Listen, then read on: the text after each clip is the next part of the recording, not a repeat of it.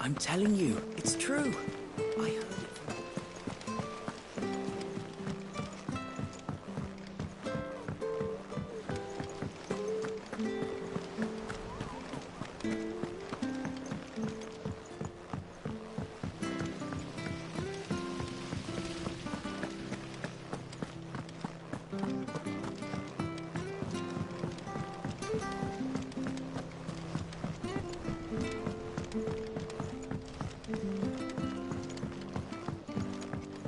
If I don't come up with something soon.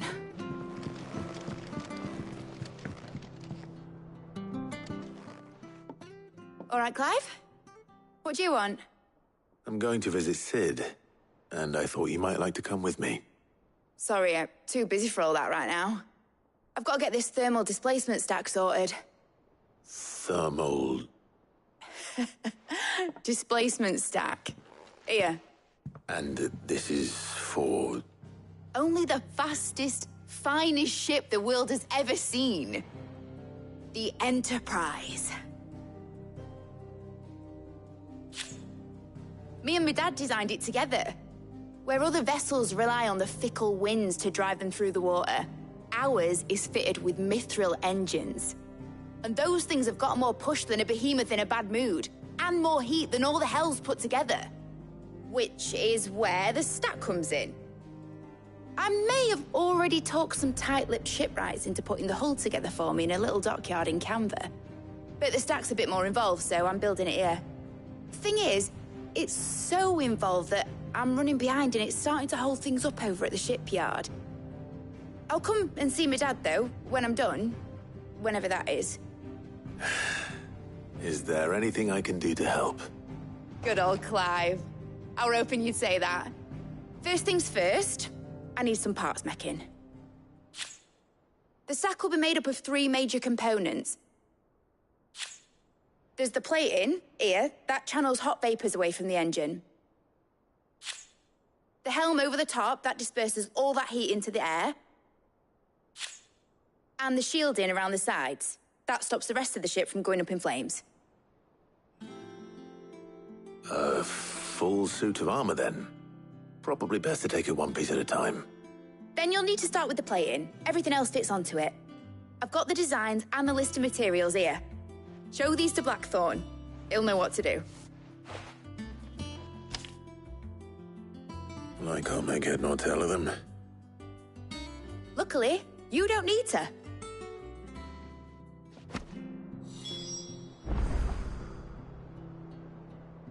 The engine plating's basically just a very efficient conductor.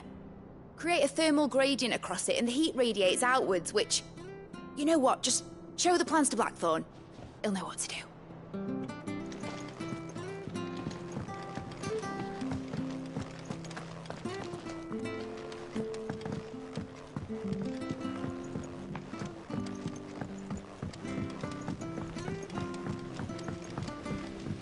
Editors started reading books that don't have any pictures in. It hasn't been.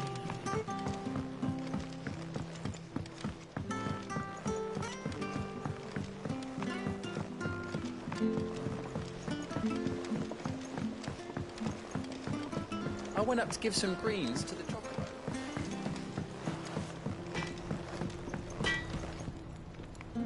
Blackthorn, can I ask a favor? Out with it. It's for Mid. This my last chance to say I'm otherwise engaged. Spare myself the arseache. Go on then. What is it this time? She said you would know. Here.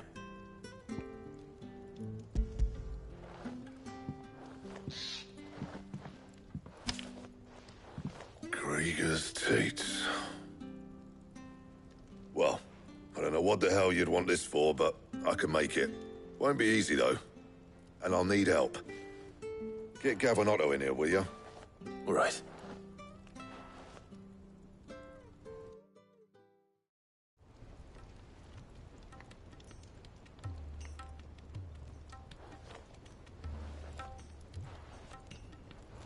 So Mid's roped us all in here again, has she? Typical. Still, if that's what it takes to get her to visit Sid's grave, I'll do what I can. And, what is it we need to do, exactly? Take a look at this. It's this plating. The usual saw grade steel won't work. We need something that can get very hot, very fast, and still keep its shape. That means an alloy. Something that won't break or buckle at the temperatures she's talking about. Which is where you lot come in. I need materials, and I've got my work cut out already. You'll have to fetch them. Now, there's a special kind of sand I'm after that you can only find out in the Velcroy. Stardust, they call it.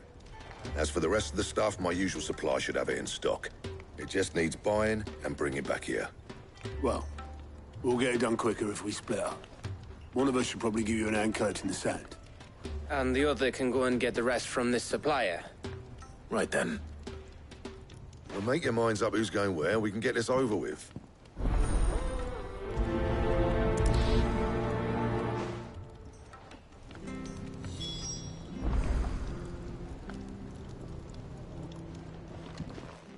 You going after the Stardust then, are you? Which one of these two lucky souls is going with you?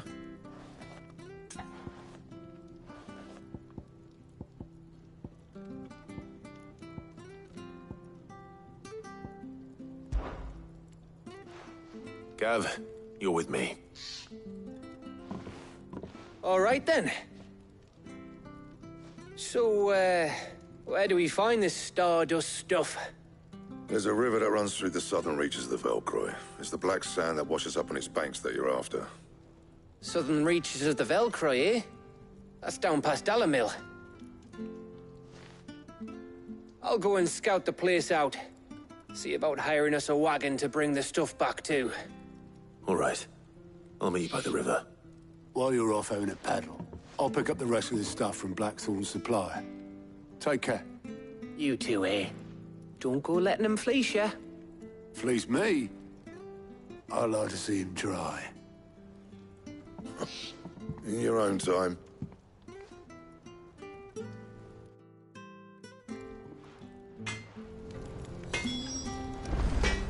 I'll get us a good price.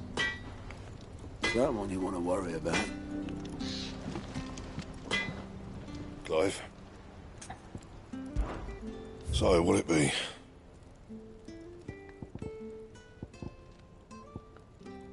And? Sounds like this river we're looking for is south of the Dalamil Inn. I'll hire us a wagon and meet you there.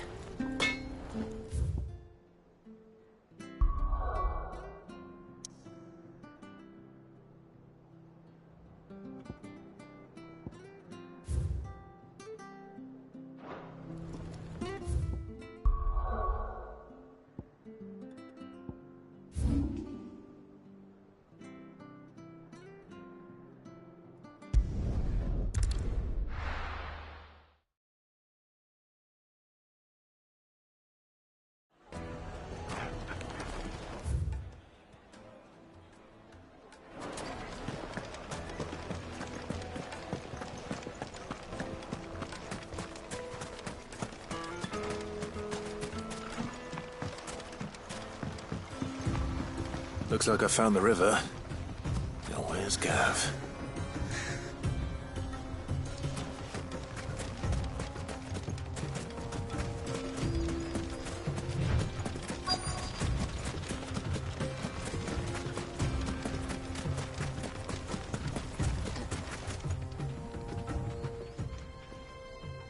Sorry to keep you, Gav.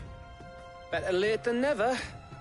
I've had a quick scout about, and I reckon round here's our best bet if we want to grab as much of this Stardust stuff as we can. Don't know what Blackthorn's planning to do with it, though. I asked over in Dalamil, and they seem to think it was worthless. But if Stardust is what Blackthorn wants, Stardust is what he'll get. There's plenty of the stuff lying about just begging to be bagged. Then let's get bagging, shall we? We shall. Race ya.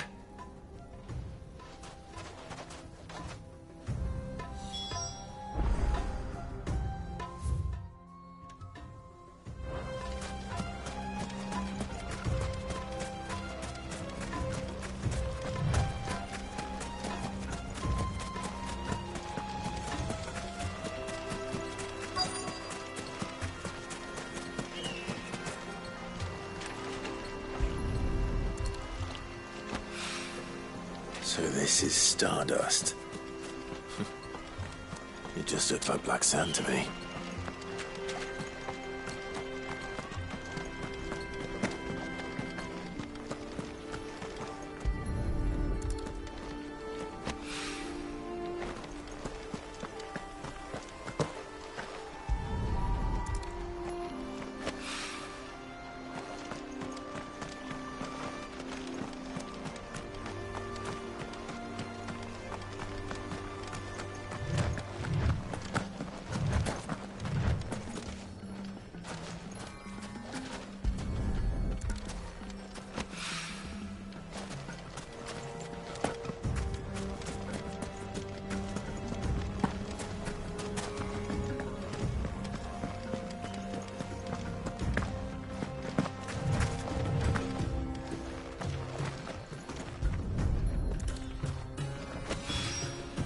That should be enough for now. Let's see how Gav's getting on.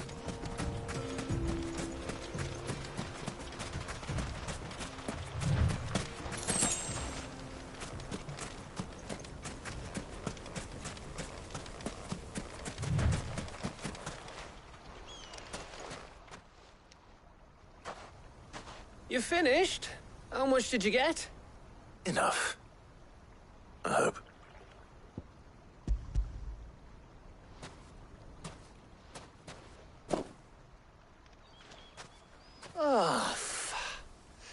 You win. That might even be enough for old Blackthorn. Hey, before we go, do you mind if we have a chat?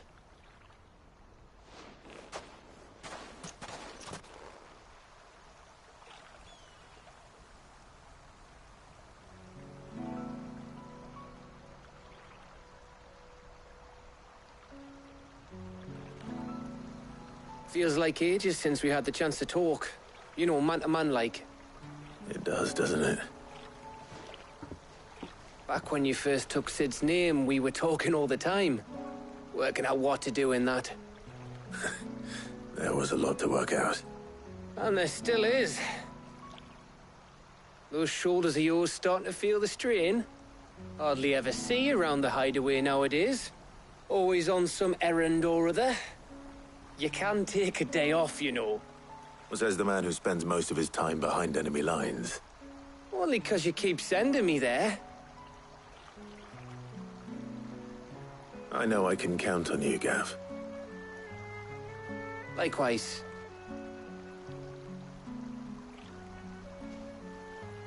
So you keep sending me wherever you need to, and I'll keep going.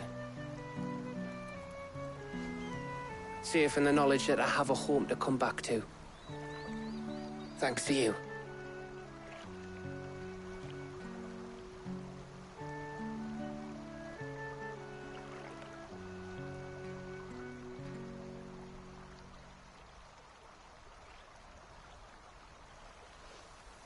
Right.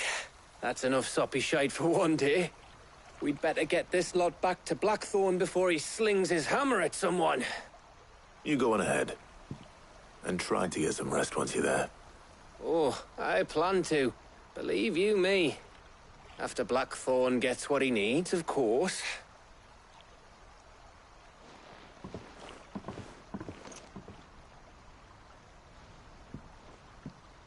Right. Ready to go home, boy?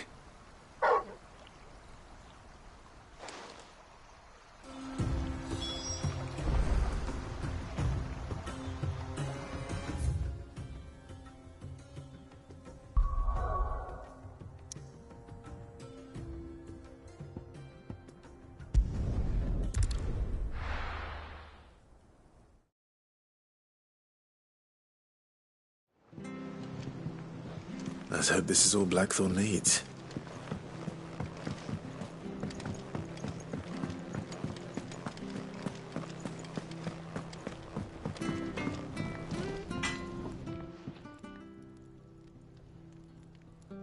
Blackthorn, got everything you need? Yeah. Yeah, I do. Cheers for the Stardust. Should be enough to be getting on with. We should go out on maneuvers together more often. You know, it beats sneaking around on your Todd all the time. I'll make a start on putting this thermal plating together then. It'll take some time, mind. So if you've got other things to be getting on with, I could do without you breathing down my neck. Thank you, Blackthorn. I'll let Mid know construction's underway.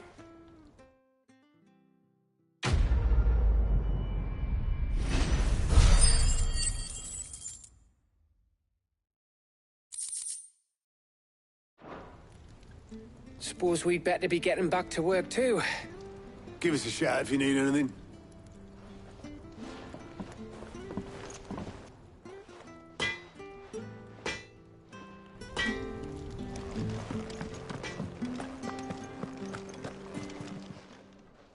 And what can I do for you?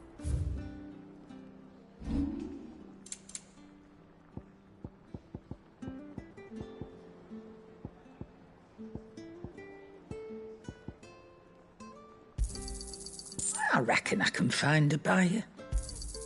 I'll be thankful you got that much. You got out else? Finished, are you?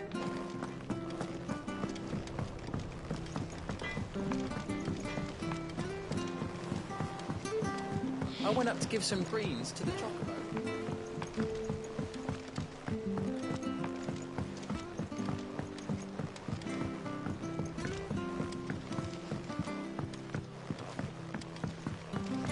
Mid hasn't been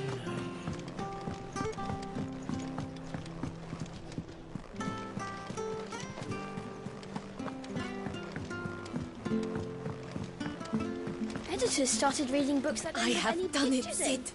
I have learned all the letters, every one.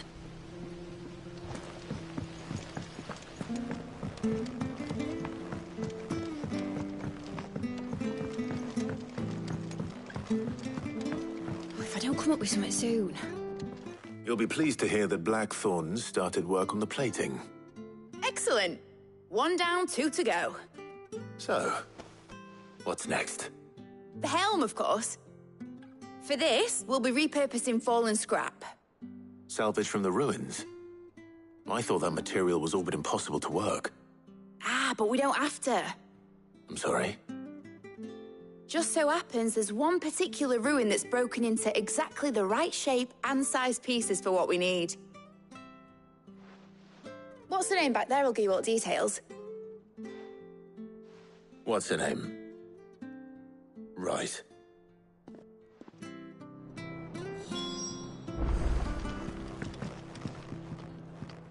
Oh, Sid, is this about the helm? Yes. Mid said I should speak with you. I'll show you the plans then. Here you see the mithril engine, in which mithril is burned to generate heat. That heat is then harnessed to produce motive force.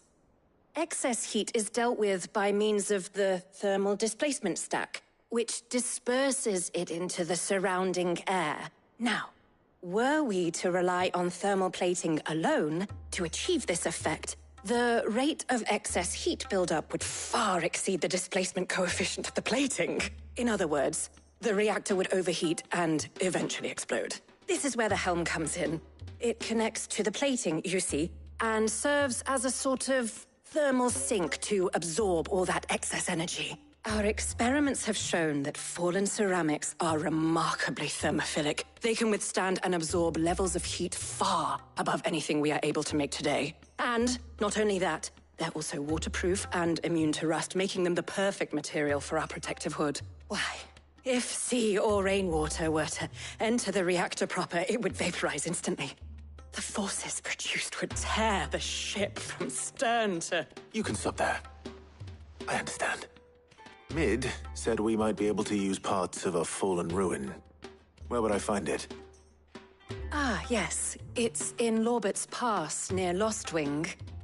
The thing is, well, I probably should have arranged to have the pieces we need brought here sooner. You see, a certain unwanted visitor has taken up residence there. It's no longer a matter of just walking in and taking them. It's, going to be considerably more dangerous than that. I see. Then I suppose I'd better deal with this unwanted visitor for you.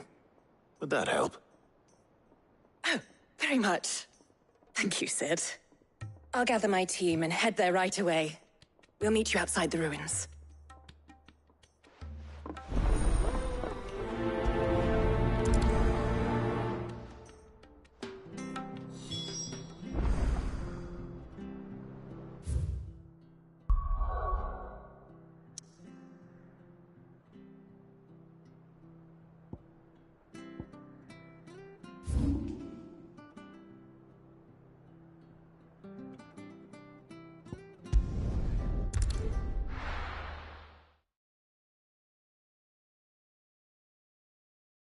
I'll be taking you all to a storehouse in the Bales. Leave anything you don't need behind.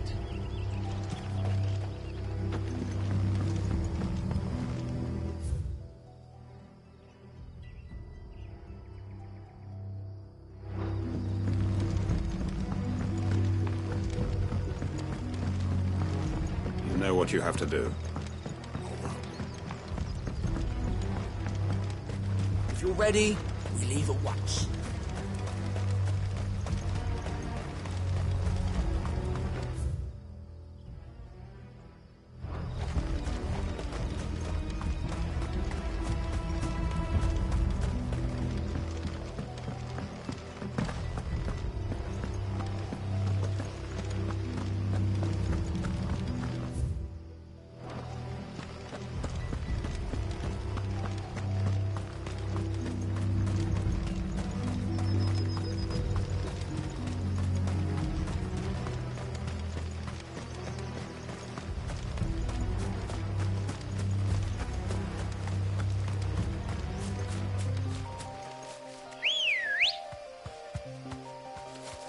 Let's go.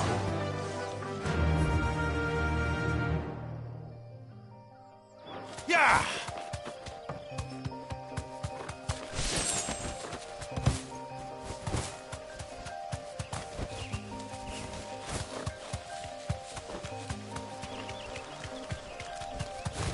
Yes!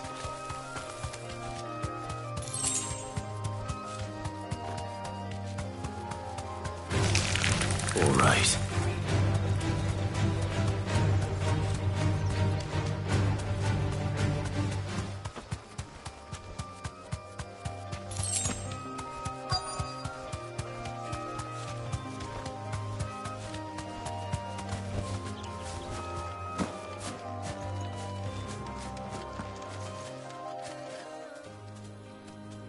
Oh, there you are, Sid. Thanks so much for coming. The, ruins are just over there, as is the creature I told you about, I'd imagine. Would you mind? Of course. I'll be right back.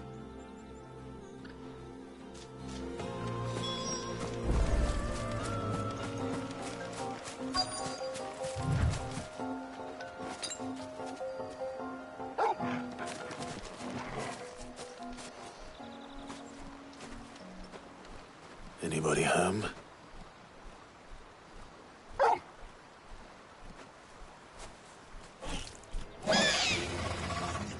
This must be our unwanted visitor.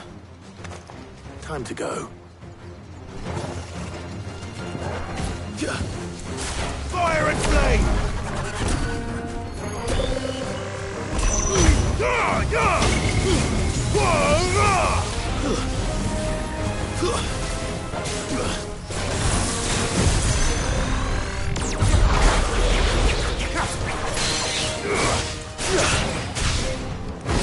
Over here!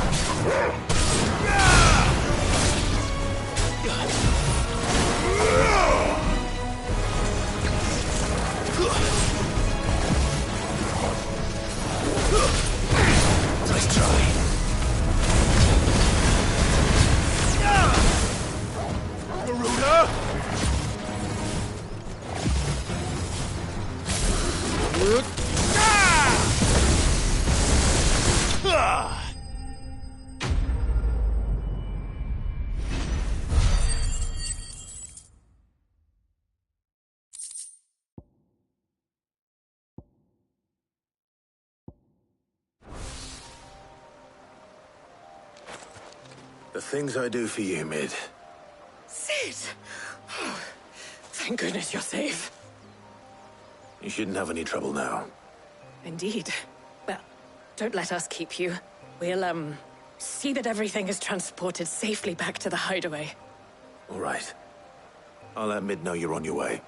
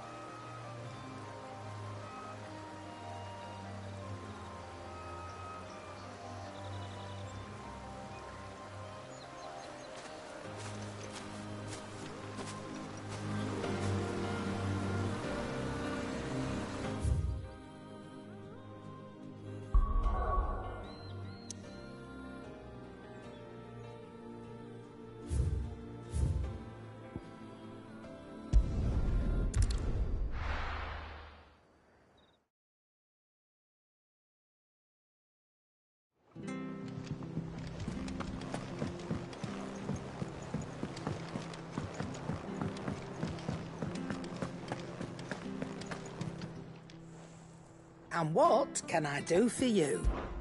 If you're gonna buy something, be quick about it. You'll not find a better price than that.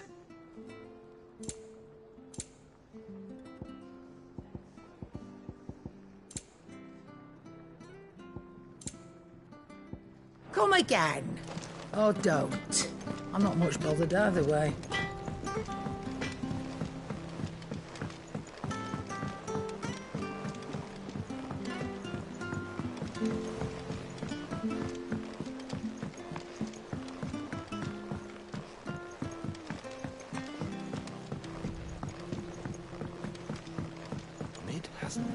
Editors started reading books that don't have any pictures in.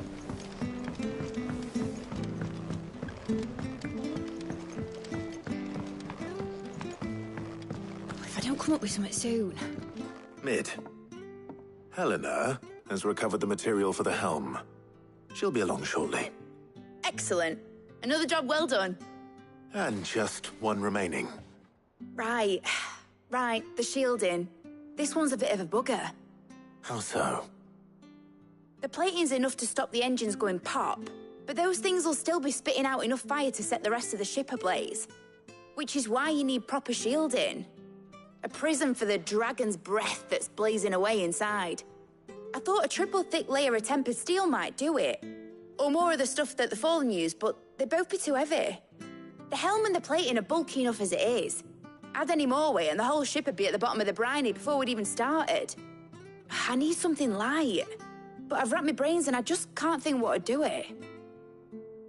Well, if I were in need of obscure knowledge, I know whose counsel I would seek. Harpocrates. Tomes? Yeah, well, I'd thought of that, obviously. I've got all the details written down here. Can you take this to him, see what he makes of it? Right away.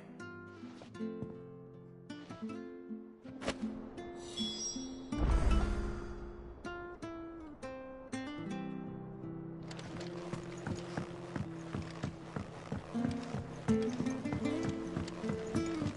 think Mid might need some.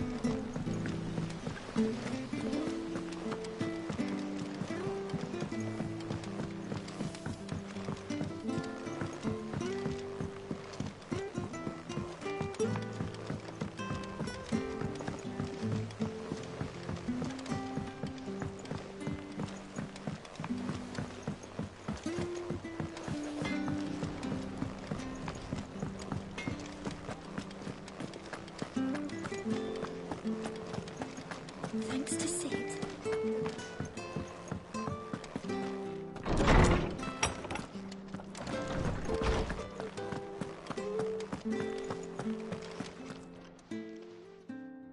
Harpocrates, do you have the moment?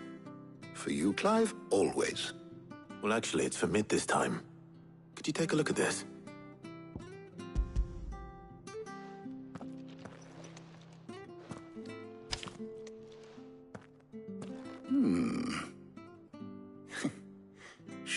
looking for a mithril engine? Whatever will that girl think of next? And what are these notes around the edges? She has some specific requirements for the materials. The shielding needs to be able to resist extreme heat on the inside, and yet remain cool enough on the outside not to set the ship alight, while also being light enough not to sink it. As you can imagine, she's struggling to find anything that meets her needs. I see. I wondered if you might know of a solution, or if you might be able to search the records for one. Perhaps it is not a different material she requires, but a different approach. What do you mean? Consider the lake we have made our home. Its blighted waters eat away far more quickly than fresh water or even brine, at timber and steel alike. And yet, we have made a home here from those very materials nonetheless. We have. But Bardolph must varnish every board twice over to keep it from rotting. And Obelus complains that without a constant supply of pitch. I see. Early Gregorian histories speak of a preparation known as moon dew. It is said to be able to resist even the most ferocious flames. Before the dragoons tamed the worms and wyverns of the realm, nobles would daub their castle walls with it in order to guard against dragonfire. So if we could recreate it... It might be applied to some material or other in order to provide the protection Mid requires. As to how best to apply it and to what material, perhaps Bardolph and Obelus might be of assistance. I shall speak to them and see what wisdom they might have to offer. If you would be so kind as to procure the necessary ingredients, I shall discuss the specifics of how it might be most effectively put to use with our two friends. The knowledge of the past may yet prove useful to we of the modern era. Thank you, Hippocrates. And since you're asking others to help you, perhaps I should too.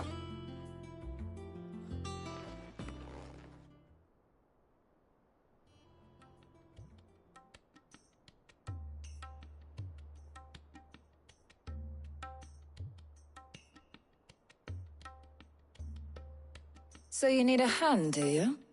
We do. I'll be heading to market for the ingredients we need. I could do with some help. And some company, too. The other can assist me in researching how best to prepare the shielding itself. Can we count on your aid? Always.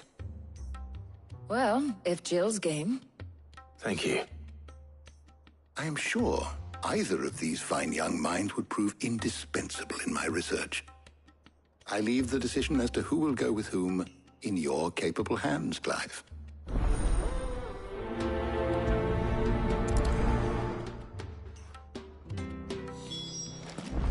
Shielding that guards against even the most ferocious flames. We could have done with some of that on Drustinus. I doubt I would have survived that place with or without it. A trip to Northreach, though, I think either of us could handle.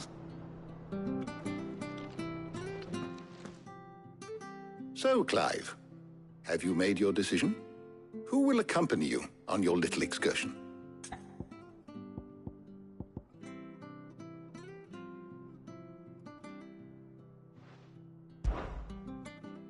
Very well.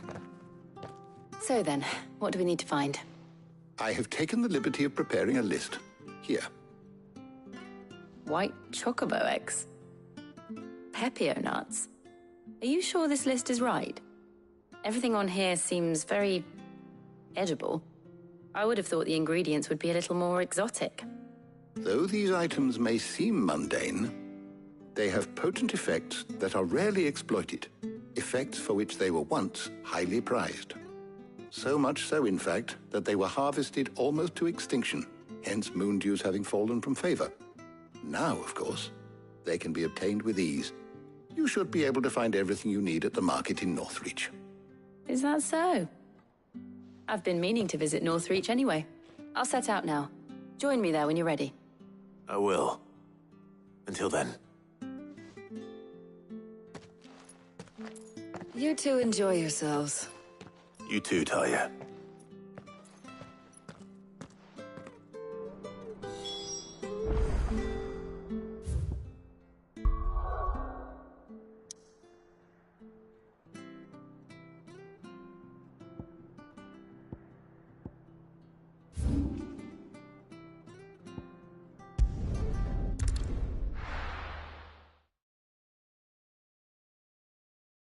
Now, where's Jill?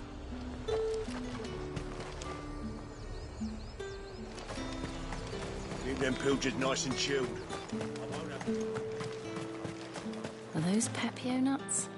How goes the hunt for ingredients? I've only just started. I'm sure everything we need is somewhere amongst all these stalls, though. Why don't we split up and see? We'll take a couple of ingredients each. All right. What am I looking for? How about you look for the pepio nuts and some garlic? I'll find the other things we need. We can meet by the gate when we're finished.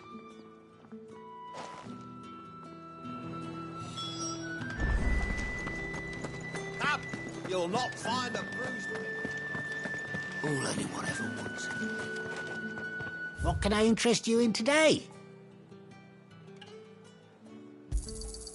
Ah, yes.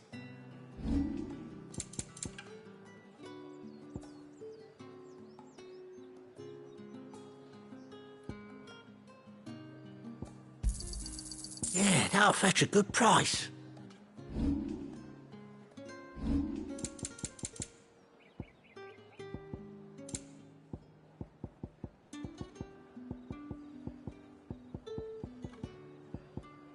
Keep fighting the good fight.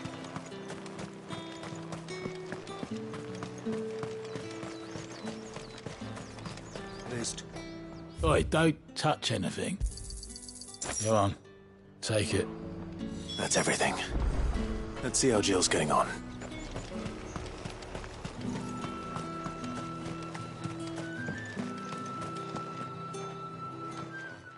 Did you find everything?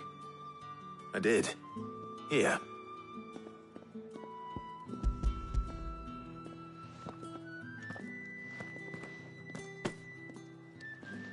Garlic and pepio nuts. Perfect.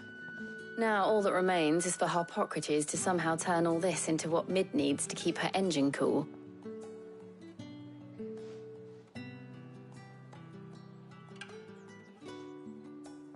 But before we head back, would you walk with me a while?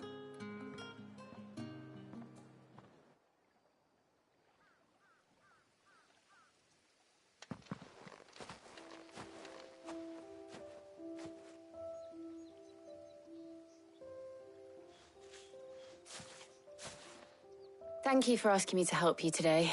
It makes a nice change. It does. It's good to get away from all the battle and bloodshed for once. Just being here reminds me of when we were children.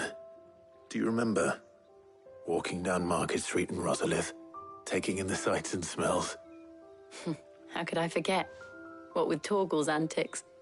Remember how his nose would prick up at the scent of sausages? He'd go racing away and we'd have to go running after him.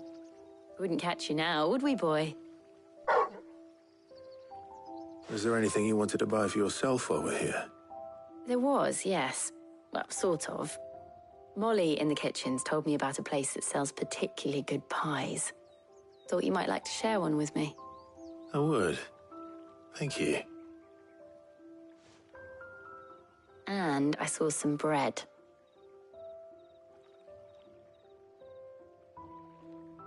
Big white cobs like the baker back in Rosalith used to make. What do you think? I thought we might get some soup to dip it in. But then I tried a slice of the butcher's dry-cured ham and it was just... oh. You all right? Sorry. It's just... you're right. I really do feel like a child again being here with you.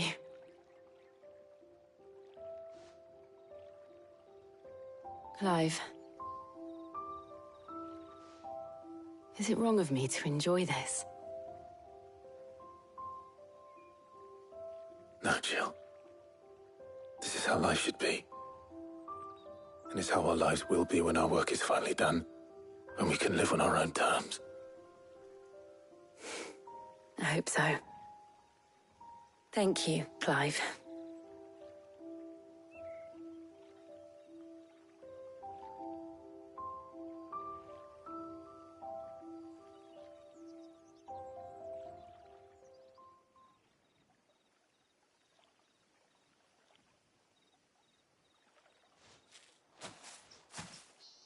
Well, I suppose we better be getting back. I need to give these ingredients to Harpocrates and Talia. I'll see you at the hideaway. Take care. I will. You too.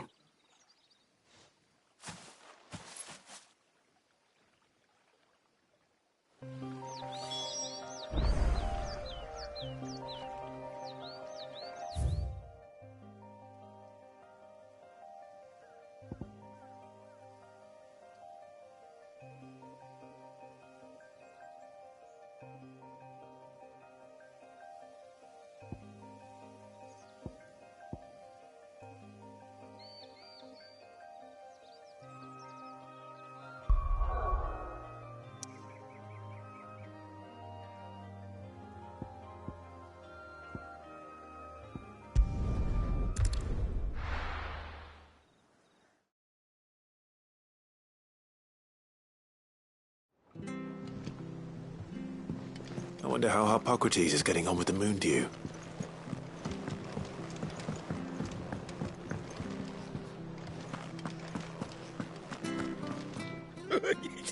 Ivan's newest dish is a masterpiece.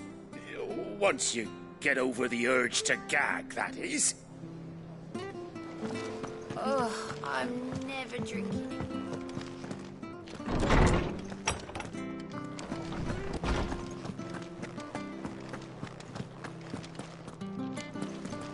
Welcome back. I hope you two had fun while I was busy helping Harpocrates. Ah, Clive. Harpocrates has all the ingredients. We were just waiting for you. How's work on the shielding progressing, Harpocrates? Well, very well indeed. And thanks in no small part to your kind assistance. I was just explaining to Talia how we might best go about preparing the moon dew.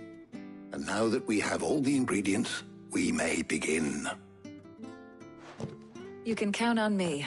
I've mixed more than a few mysterious concoctions in my time. I'm sure you have. What about the shielding itself? Work is underway, under the watchful eyes of Bardolph and Obolus. Apparently, it'll be ready soon. Thank you. All of you. Right then. Jill, would you join me in the infirmary? Many hands make light work and all that. Of course.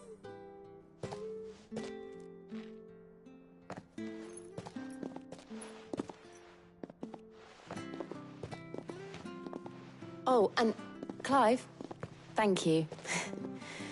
It was nice just being with you.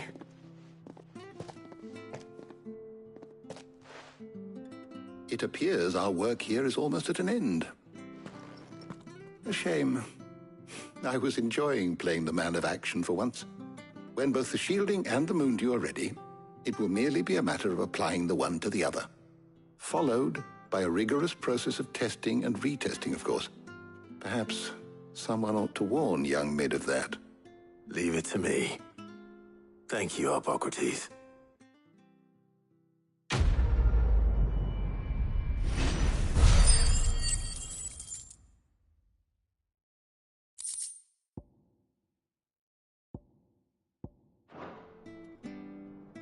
Well, I better go and give Mid the good news then.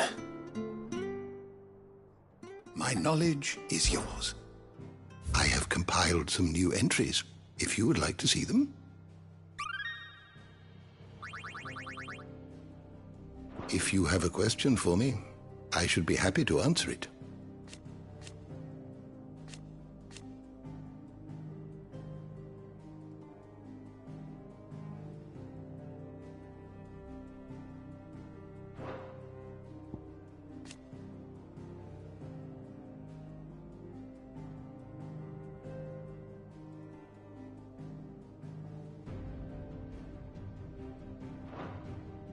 The door to the shelves shall ever be open.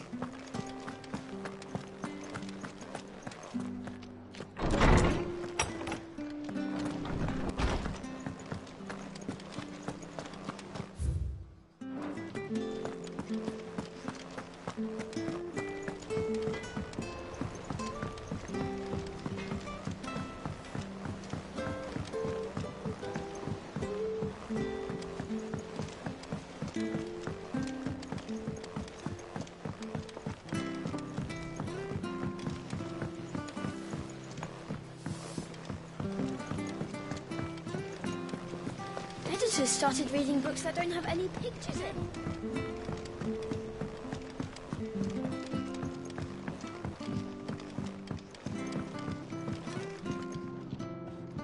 Sorry to keep you waiting, Mid. But you'll be pleased to know that work on the shielding is underway. You found something for it? In a manner of speaking, Hippocrates knew of a substance that's highly resistant to heat, a coating that should provide the protection you need.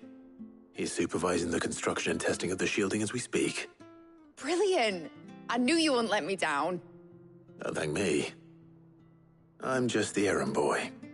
Right then, better start working out how to bolt all these bits together. To the Black Hammer!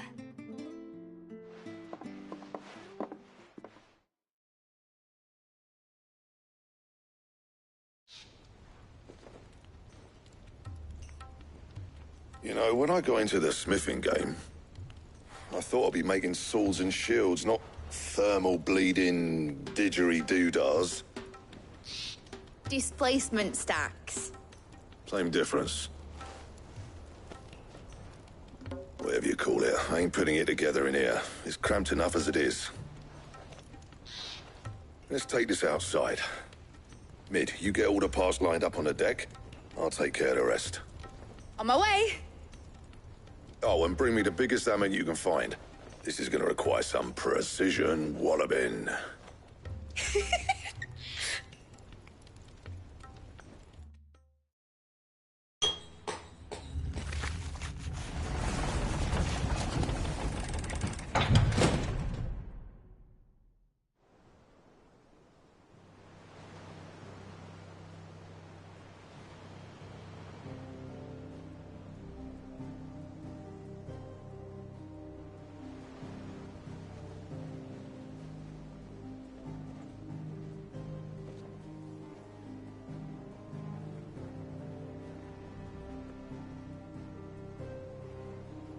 It's finished! It's finally finished!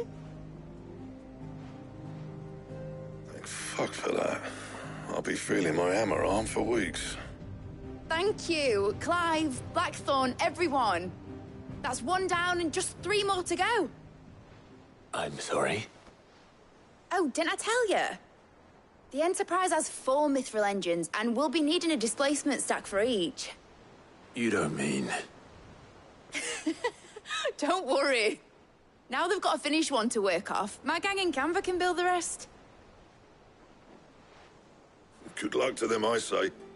Right, I'm off to get a sling for this elbow. Any other work comes in, keep it to yourselves, eh?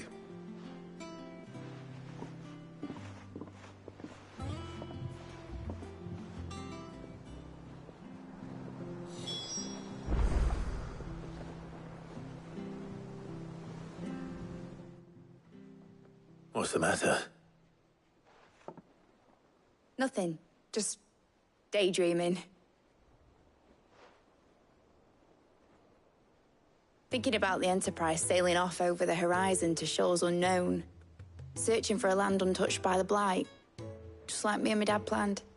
So if the worst came to the worst and every scrap of soil in the Twins turned black, we might still have a chance. That's what she was meant to be. You see, one last chance just in case we needed it. But now she's so close to being finished, I've realized I don't want her to be that. I don't want her to be just a lifeboat for us to cling to if things get desperate. I want people to sail aboard her by choice, not from the lack of it. In a world where we're not just trying to survive, but where we can actually live. I'm working on that. And I'll do everything I can to get you what you want. Don't you always? All right. My mind's made up. As soon as the Enterprise is fit to sail, I'm putting her under your command. Sod our plans, I'm trusting in yours. Are you sure about this? Something tells me it's what my dad would have wanted. He'd be proud of you. You were gonna visit his grave, weren't you? I was. And you can come too, now that your little project is finished. Right. There's just one thing I need to finish up first. Won't be a mo. All right. I'll let Otto know you're coming. Meet us in the mess when you're ready. Aye, aye, Captain.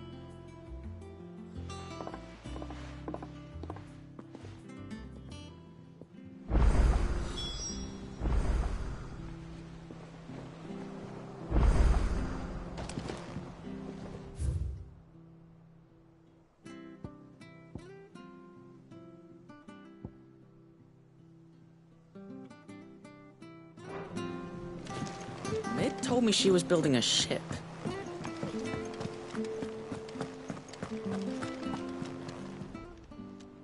Welcome to the Patron's Whisper. Is everything we've received and everything promised? Here you are.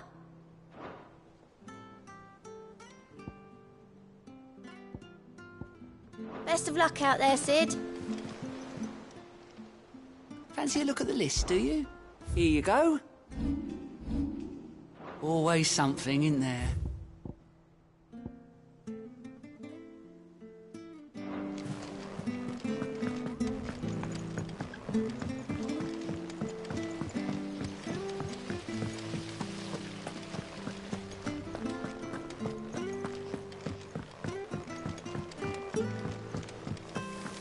Think Mid might need some help tidying up.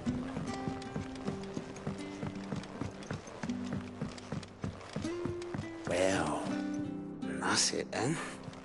Here, Sid. Reckon you might be just the man to help me out of a bit of bother, if you've a mind to.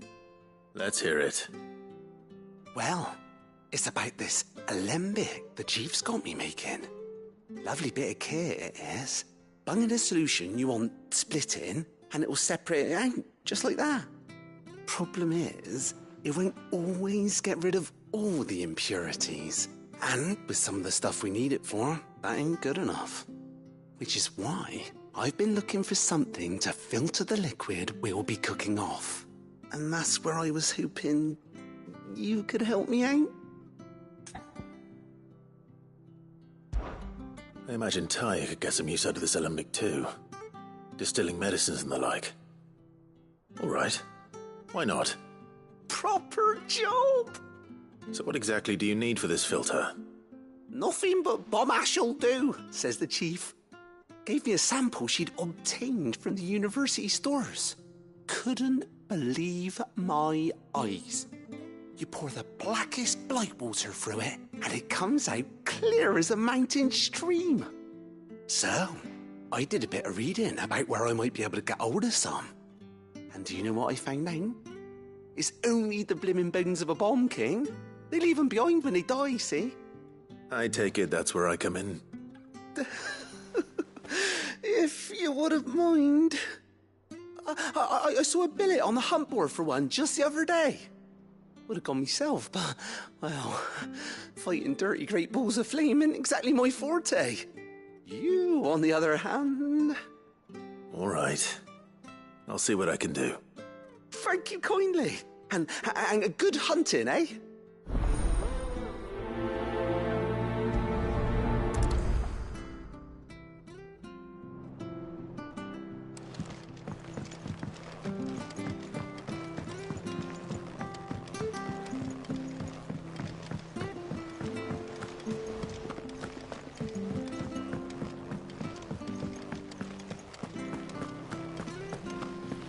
When it comes to boyish charm, Goots has an indomitable rival.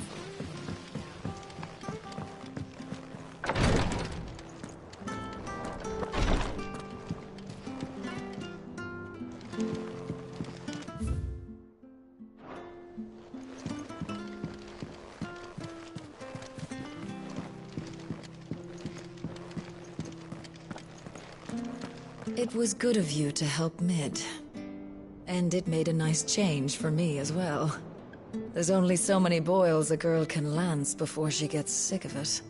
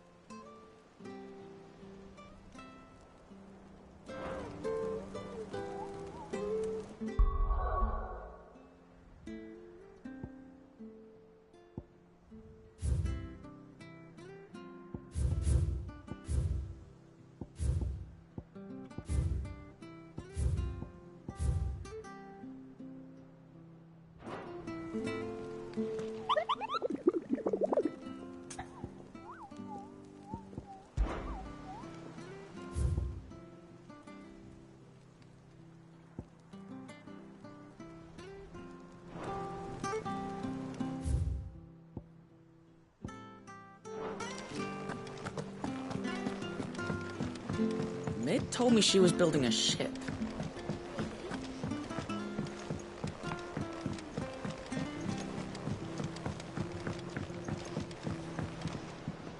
Impressive, isn't it? I can't wait to see how the rest of the vessel looks.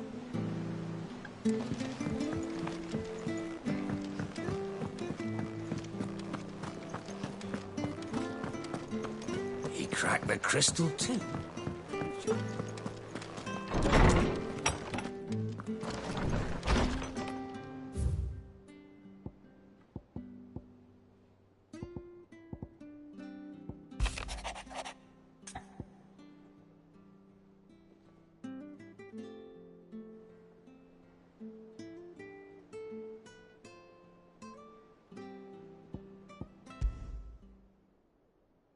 Trouble with the ledgers. Shouldn't he be asking Otto for help?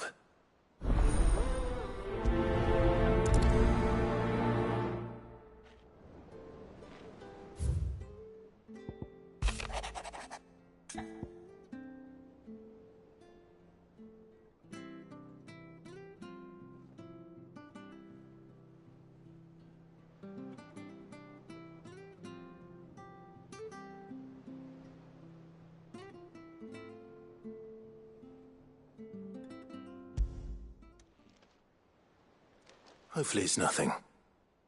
But I should speak to Blackthorn just in case.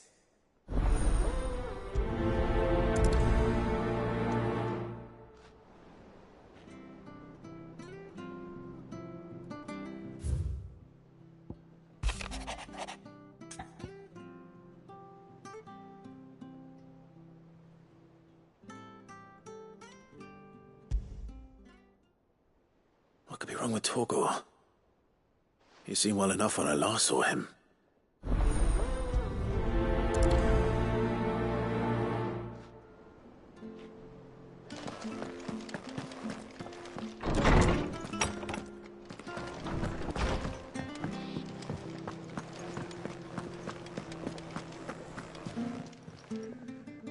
I got your note. You think something's wrong with Torgor? So you can read. Congratulations. But I didn't say how we're wrong with him. I said something weren't right. He's not been eating me treats. He used to love cracking the bones from Molly's boiled brown, but now he won't so much as look at them. Didn't like him. Which is why I'm of a mind that his mind's on something else. You've not been working him too hard, have you? No harder than usual. Is that it, boy? Do you need a rest? What was it you said he was? A frost wolf? That's what the lawsman seems to think. Then maybe this all has something to do with whatever it is that's woken inside him. I suppose things have been different since Rosalith. Perhaps Hippocrates knows something. Instead of everything, you mean? Perhaps.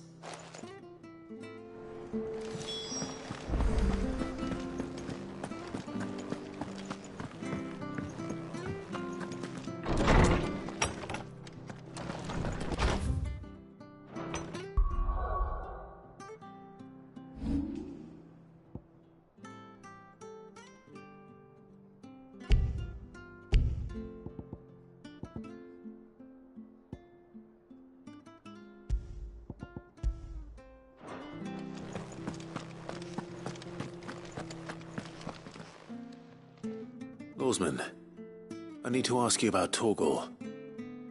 Something's not right with him. He isn't ill, is he? I don't think so. But according to Lady Karen, he seems to have lost his appetite, which is certainly a new development. She says he's hardly been touching his bones of late, and she believes it may have something to do with what happened at Rosalith Castle. I rather think she might be right, though not about his appetite. All canids are instinctively inclined to crack open bones for the rich marrow that resides within, and I see no reason why a frostwolf should be any different. Accordingly, I suspect it is not a lack of appetite that afflicts Torgor, but a surfeit of it. If we assume that his newfound magics require additional nourishment to sustain, It may well be that the bones Lady Karen is accustomed to providing are no longer sufficient. Frost wolves, after all, habitually prey upon far larger animals, whose bones may yield altogether different nutrients.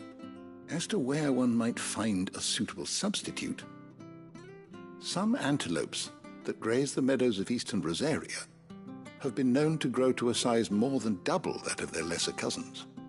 I don't recall ever seeing any that large. And little wonder. The oldest and largest such creatures rarely leave the safety of the highlands for fear of predators. The last elder antelope sighting I recall hearing about took place near Cressida, and that was long before the village was abandoned. Even so, it seems like a good place to start. Good hunting, Clive.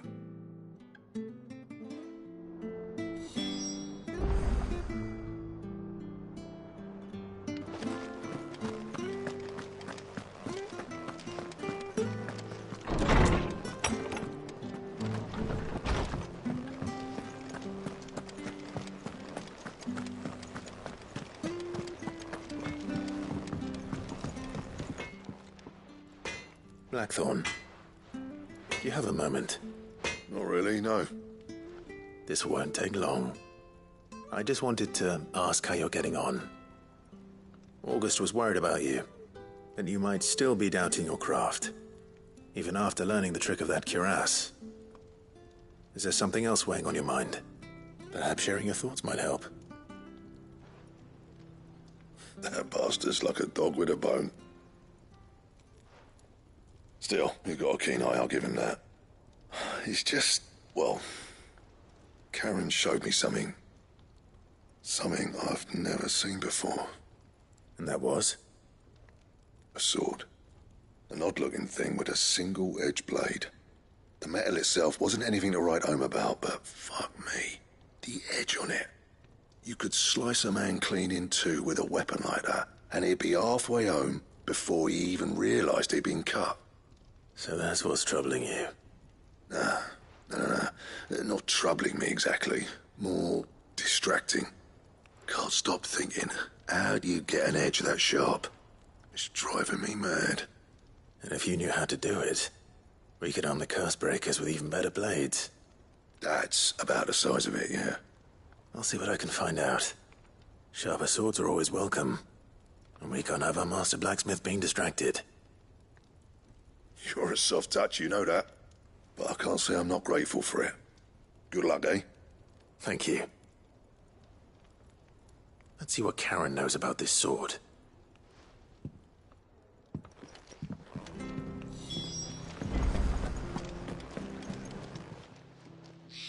You're looking well, Karen. What do you want? Out with it. I want to know about the sword you showed Blackthorn. Single-edged and extremely sharp. Running around after him again, are you? I suppose I am, yes. But I need to help him find out how to work an edge like that. It's driving him to distraction. Little wonder, I suppose. There's not many like that make it as far as the twins, and those that do go straight into private collections. Which made it nice and easy finding a buyer. Can you tell me who bought it? Where is it now?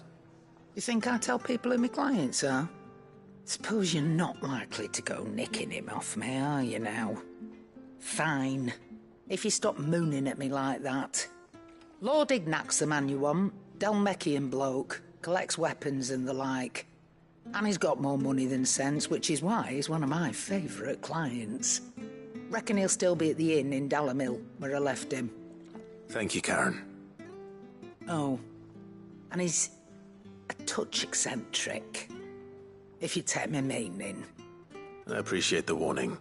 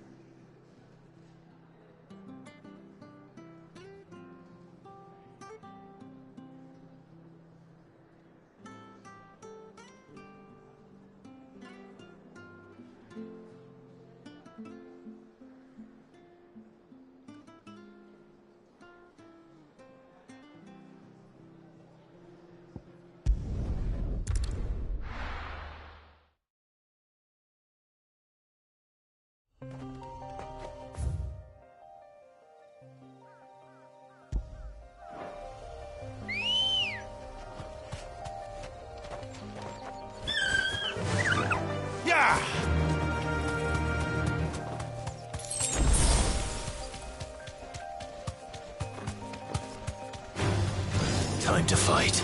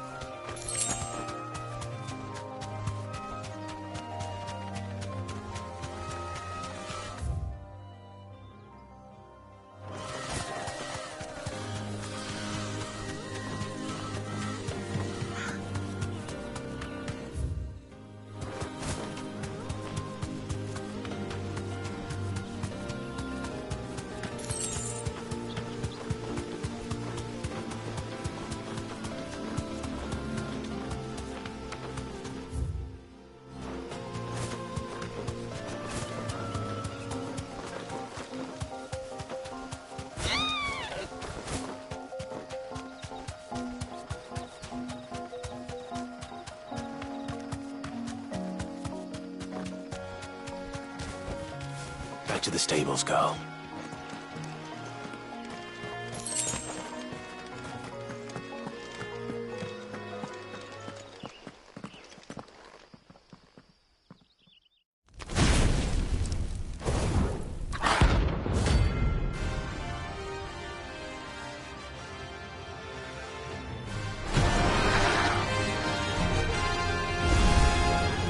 Look what we have here.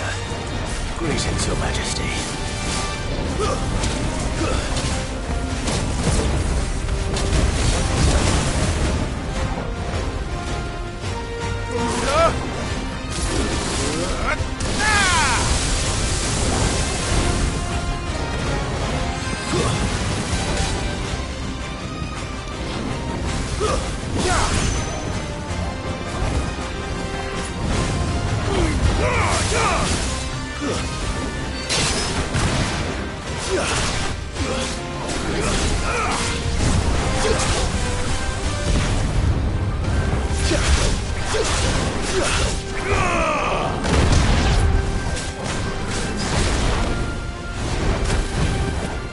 I'm hurt, Torgal.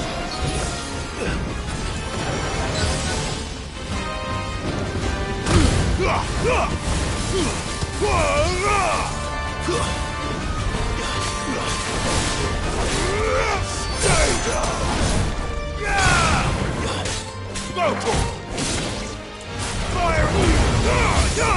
Too slow.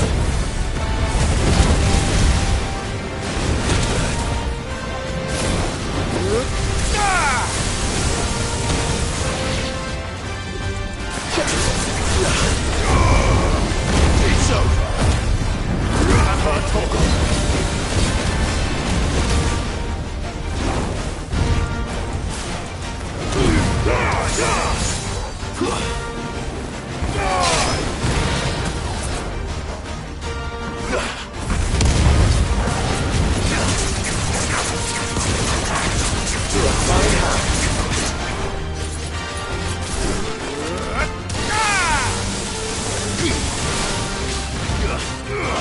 Get him!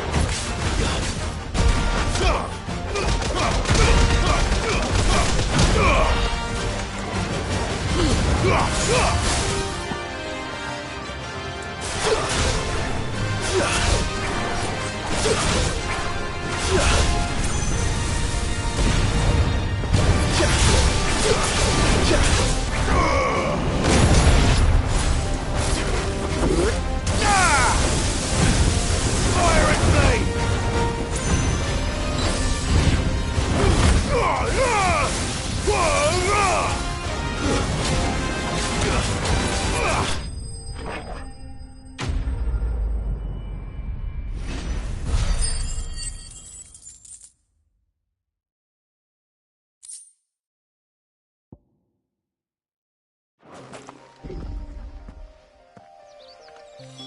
Your reign is over.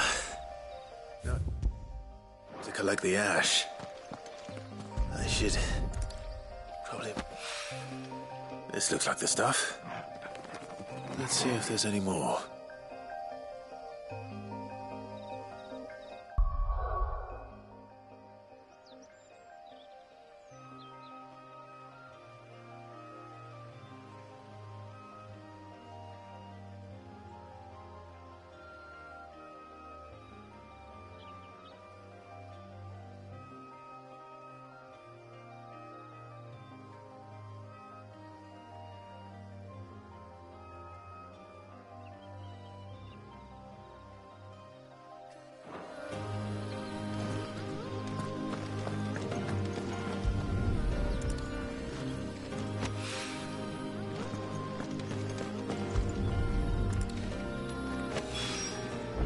That should do it.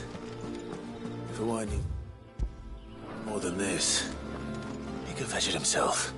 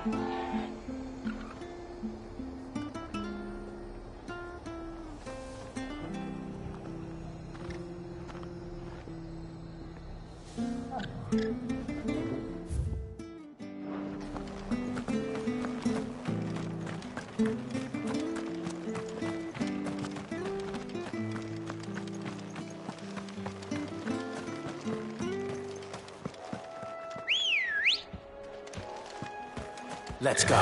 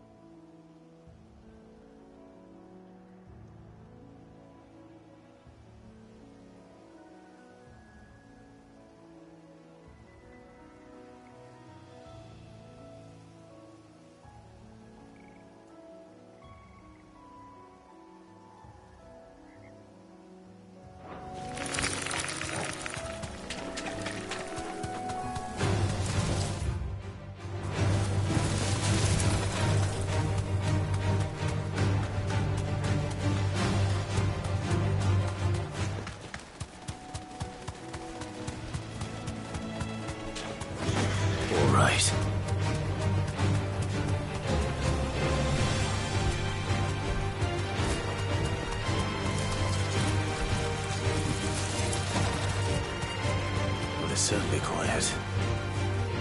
If I were a giant antelope, it would seem like just the place.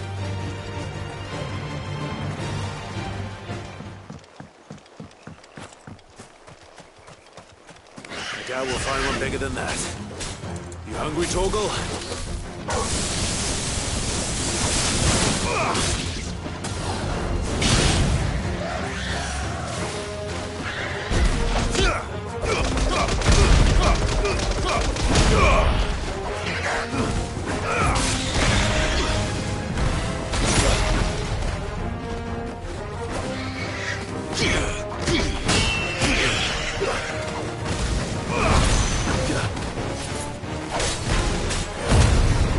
For me, boy!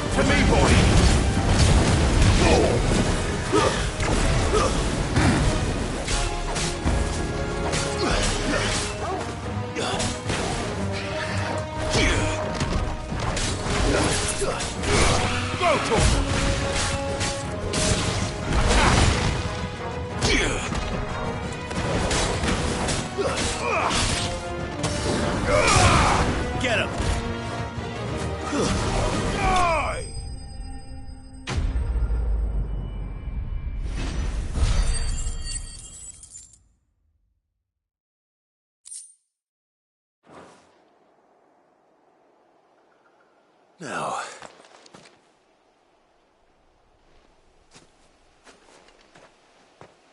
will it be enough, I wonder?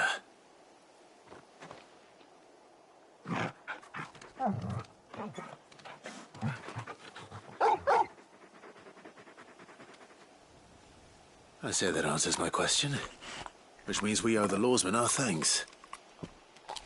You're just a big puppy, aren't you? A very big puppy.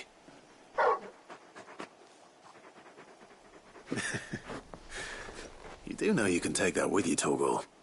Lady Karen will be relieved to hear you've got your appetite back. Come on, boy.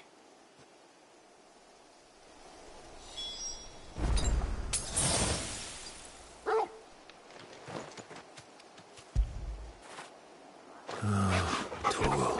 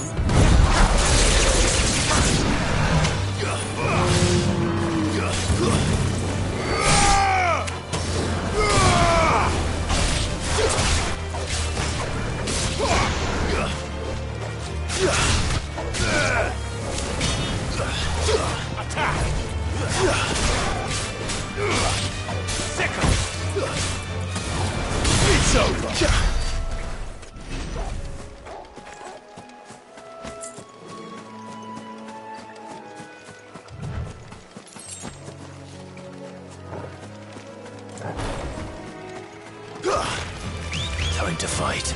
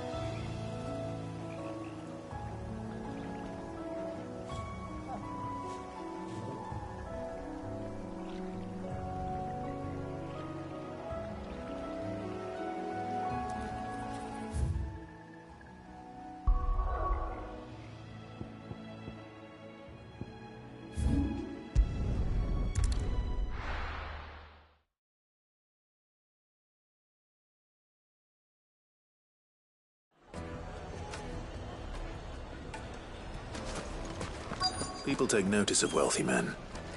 Shouldn't be too hard to track down Karen's collector. Drake's fang is gone. Back again, are you? Oh, Mother Crystal, Any more gone. trouble and you'll be barred for What are you life, gonna do? however deep your friends' pockets might be. We don't know for sure. It could have just been a tremor. Listen, I've got this theory. The Fallen, I don't think they all fell. Some of them are still living among us. You could be one of them. I could be one of them.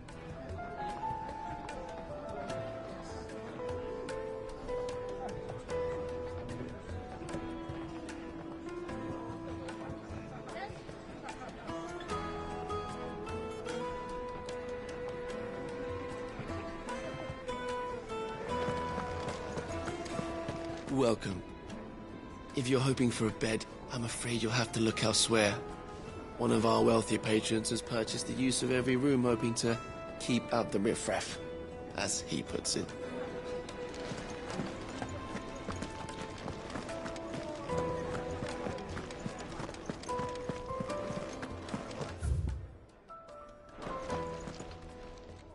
My reputation will be ruined!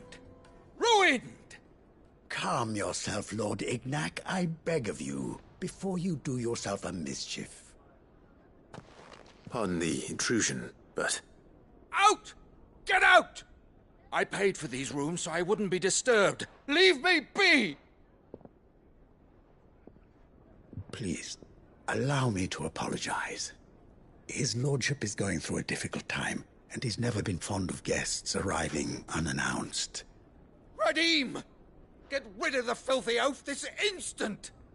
Very good, Lord Ignac. Would you mind stepping outside for a moment?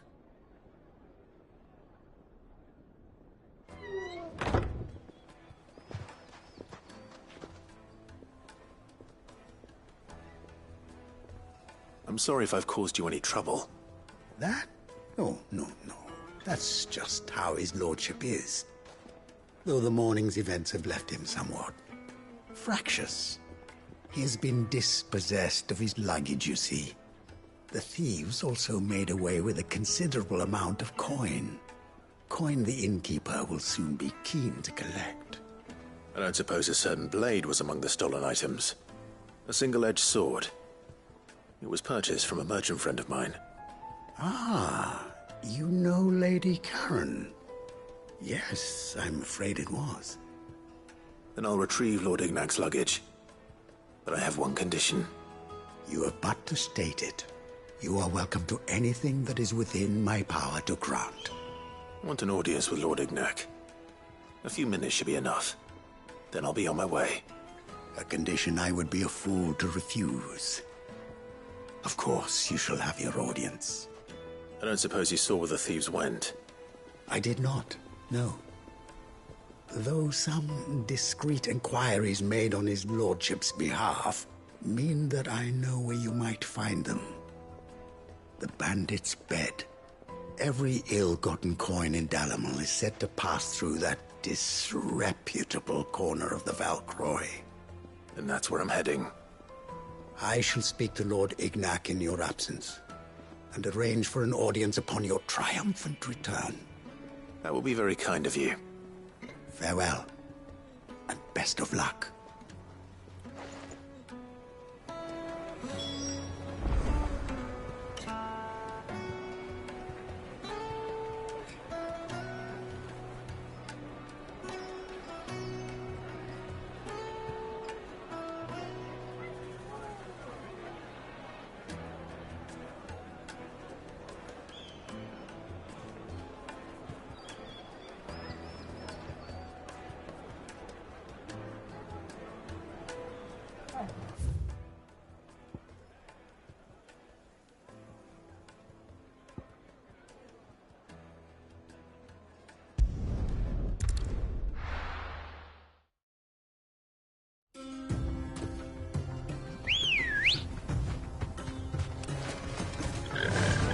Run like the wind.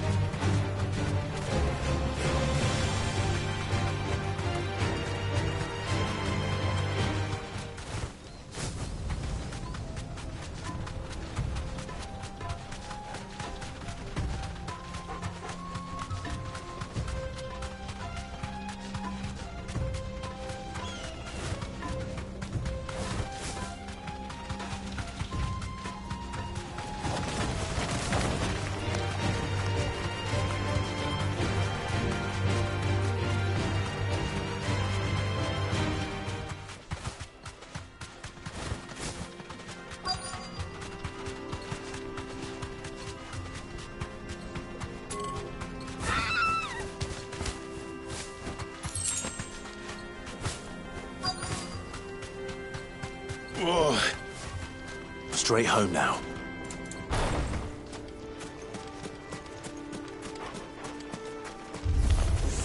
We've got company! Come on, lads, let's tear the bastard's head off!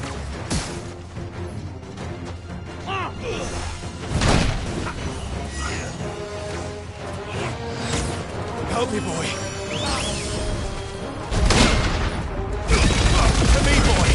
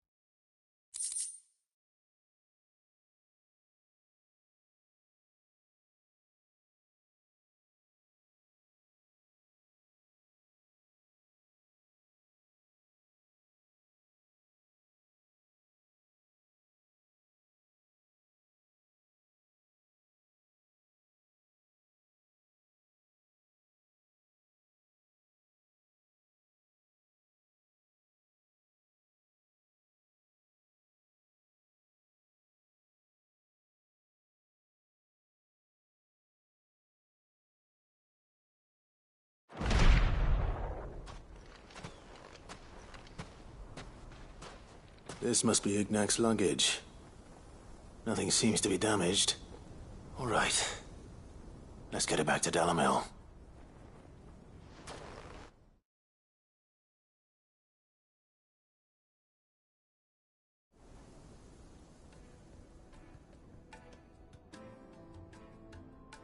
I hear I have you to thank for the return of my effects. What shall I call you, my good man? Wyvern. Glad to make your acquaintance. A formidable name indeed. Well, Wyvern, I appear to be in your debt. Redeem here tells me you wished for an audience. Is that all? A few moments of your time should suffice, yes. You're a peculiar fellow, Wyvern. All right. Speak. Master Wyvern was wondering if you could tell him about a certain single-edged sword you recently acquired. Oh, a true work of art, that one. Karen drove me hard on the price, but I would have sold her Radim here to get my hands on that sword. It was made in the Outer Isles, far beyond the Twins, and is used exclusively by the practitioners of a unique school of swordsmanship. They believe no combat should ever exceed a single strike, and hone their blades to such perfection that none ever does. Each sword is made for that one perfect stroke, and for that stroke only. They crack upon a second blow. There's a brutal sort of beauty to it, really. But how do they hone such an edge? Fine question. Why, they use a whetstone, of course. Whetstones, rather. A whole array of them, ranging from the coarse to the fine. 10,000 licks with the sharpening stone, then 10,000 more. But it is the final stone which lends the blade its legendary sharpness. A mineral quite foreign to this great realm of ours. And that is the key. The secret ingredient. Wyvern, it occurs to me that my little lecture is hardly equal to services rendered. Take this, together with my regards. The very stone of which I spoke, far rarer among collectors than even the blade itself, and a far more fitting payment. Thank you. Pardon the intrusion, my lordship. However, it is long past time we prepared ourselves to depart. So it is. I am locked in bitter competition with a rival collector of curiosities. I am one step ahead of the unscrupulous scoundrel, but he is hard at my heels. And there are many other collectors out there. Too many to count, but only one do I consider my nemesis. Lord Byron Rosfield. And is a perennial thorn in my side. I can imagine. Farewell, Wyvern. May our paths cross again. Radim, we mustn't dawdle.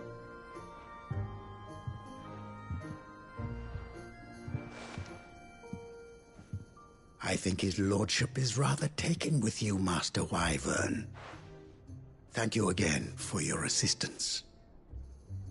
Coming, my lordship. I'll be right there.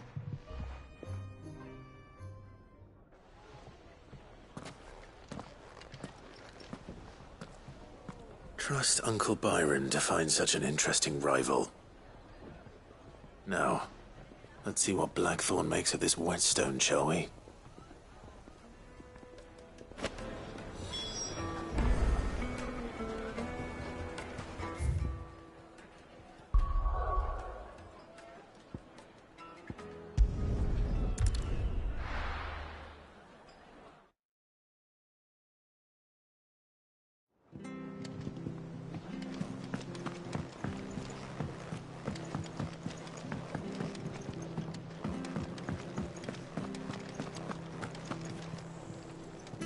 I noticed you and Torgal had gone off somewhere.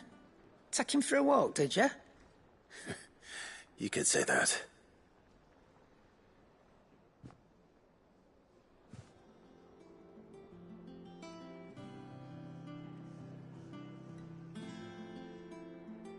So, Molly's leftovers weren't good enough, eh?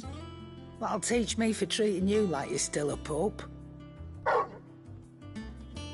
All right, no need to shout. Now we know what you're after, I can see about getting some in. Speaking of which, I brought one for later. Can I leave it with you?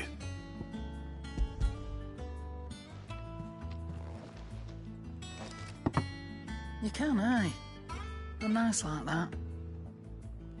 In return, you can thank Tomes for me. The bloody know-it-all. I was just on my way to see him.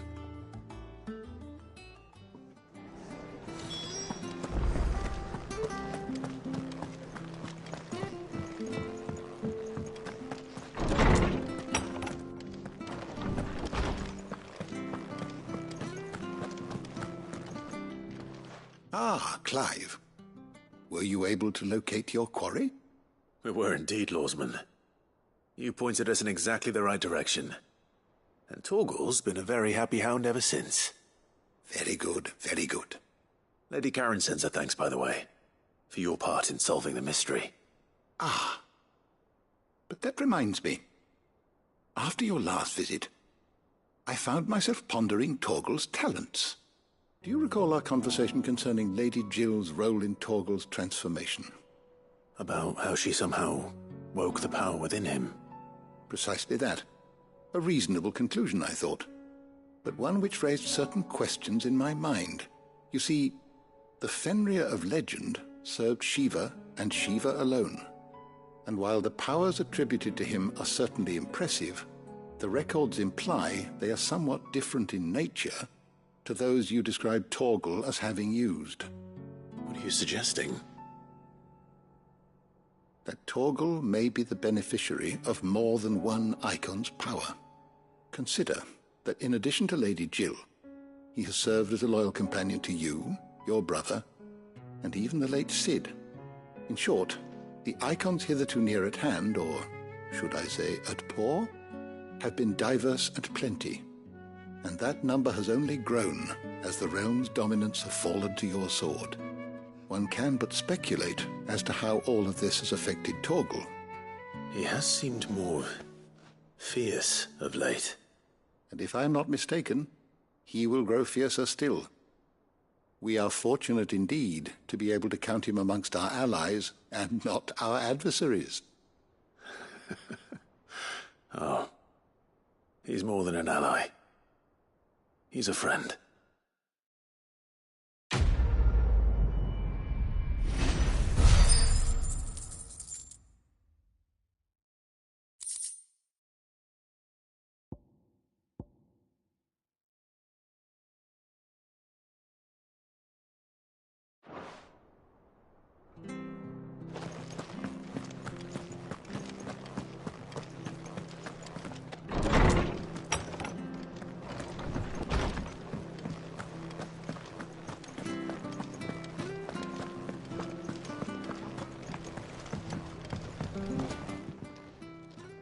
Sorry for the wait, but hopefully you'll agree it was worth it.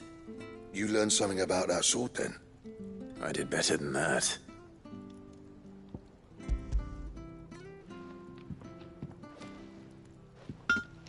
A whetstone? Yes, but not one you'll find anywhere in Valisthea.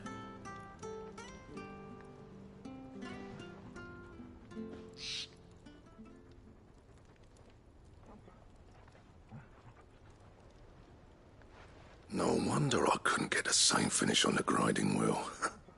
One hit and all done, eh? Might not be so bad if all you ever fought were duels. Good luck on the battlefield. Your second opponent would be your last, no matter how good you were. Even so, is there some way it could be used to give the curse breakers an edge? I think so, yeah. With this whetstone and the right kind of steel, I could probably even make a twin of the blade that rattled me. But there'd be no replacing this little rock once I worn it down to a sliver. I reckon we get a dozen swords from it, if that. Swords that the curse breakers wouldn't know how to wield properly, and that would see them through a single fire piece. Nah, no point trying to copy that thing. Be about as much use as a wax anvil. But finishing our blades with a whetstone this fine, now that's something to consider. And what's finer than fallen masonry, eh? Or more hard-wearing, for that matter. Just imagine it. Good Valisthean steel with an edge as sharp as any found in the Outer Isles. I won't make a copy, nah. I'll make something much better. I'm sure the curse breakers will be delighted. Just don't push yourself too hard. Don't you worry about me, sunshine. I've been working day and night since I was half your age, and I'll still be here when you're long gone. Hey, thanks, Clive. I mean it. I owe you one, August too. It's good to know someone's looking out for me. He'll be happy to hear you said that. And I'll see that my debt to you's paid. First new blade I make's got your name on it. You come and find me when you've got the materials. All right. I will.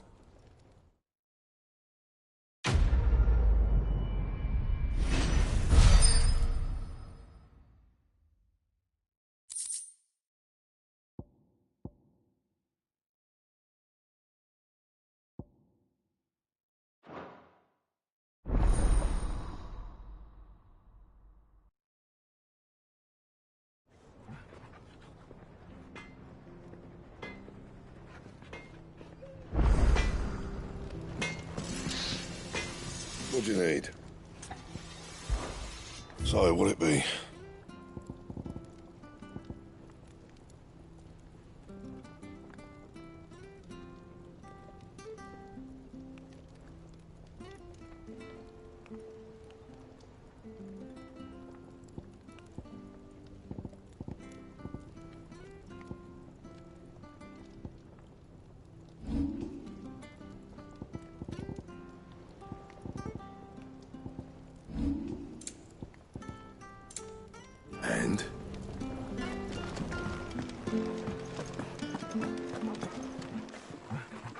And what can I do for you? If you're gonna buy something, be quick about it.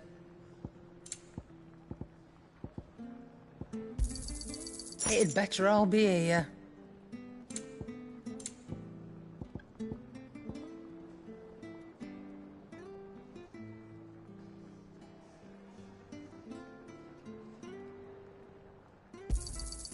You're rubbing me blind, you know.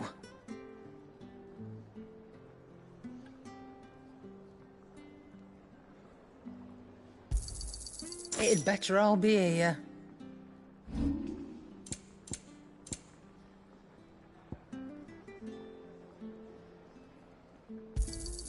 And be thankful you got that much.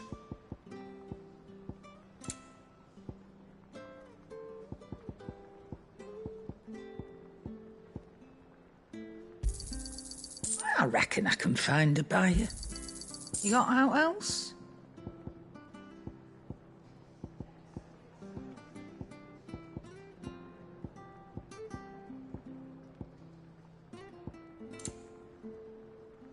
Finished, are you? Clive? What do you want?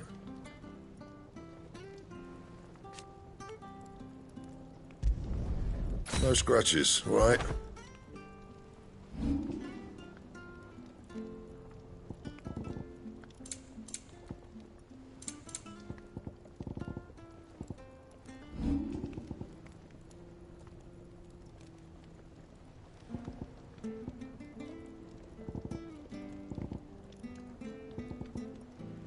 That it? Fine.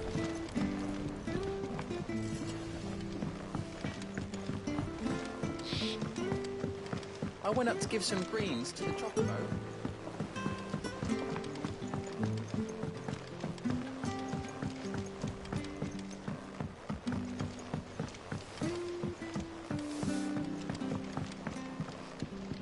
Wish I could take one of our birds.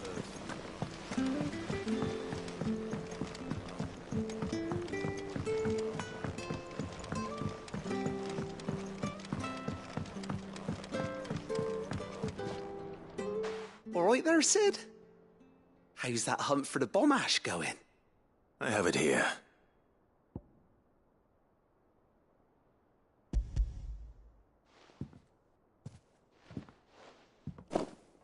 That's the stuff. And plenty of it, too. Enough to keep the alembic bubbling away for a good old while. You're a gent, Sid. Let nothing say otherwise. Right then. Let's get this contraption up and running.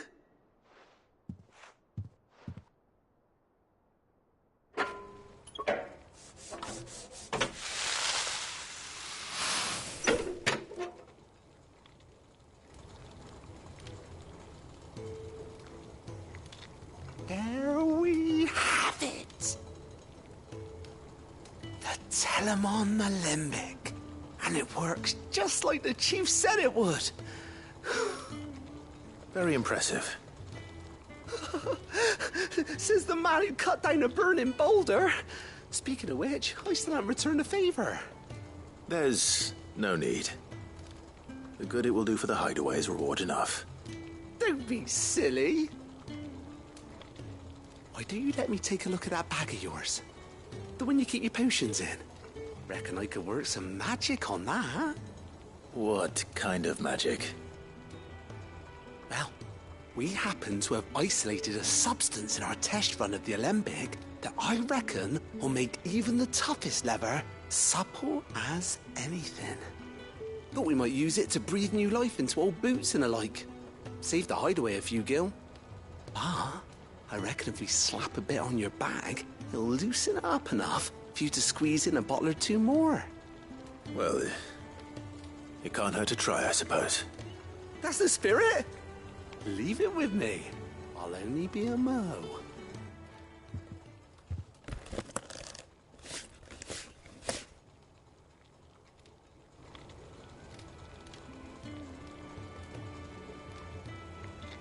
Well, what do you reckon? It certainly feels more flexible. Right? Told you. Thank you.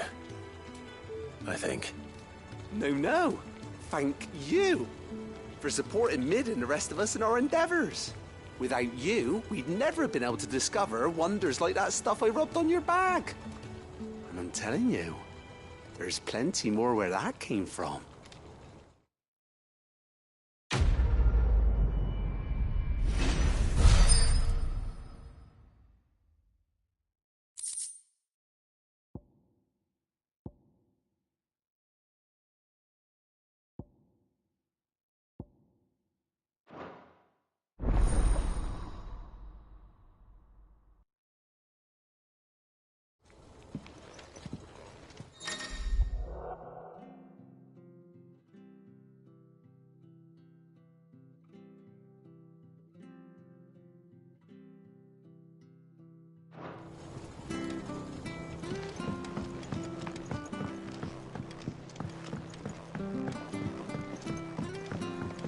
I think Mid might need some help tidying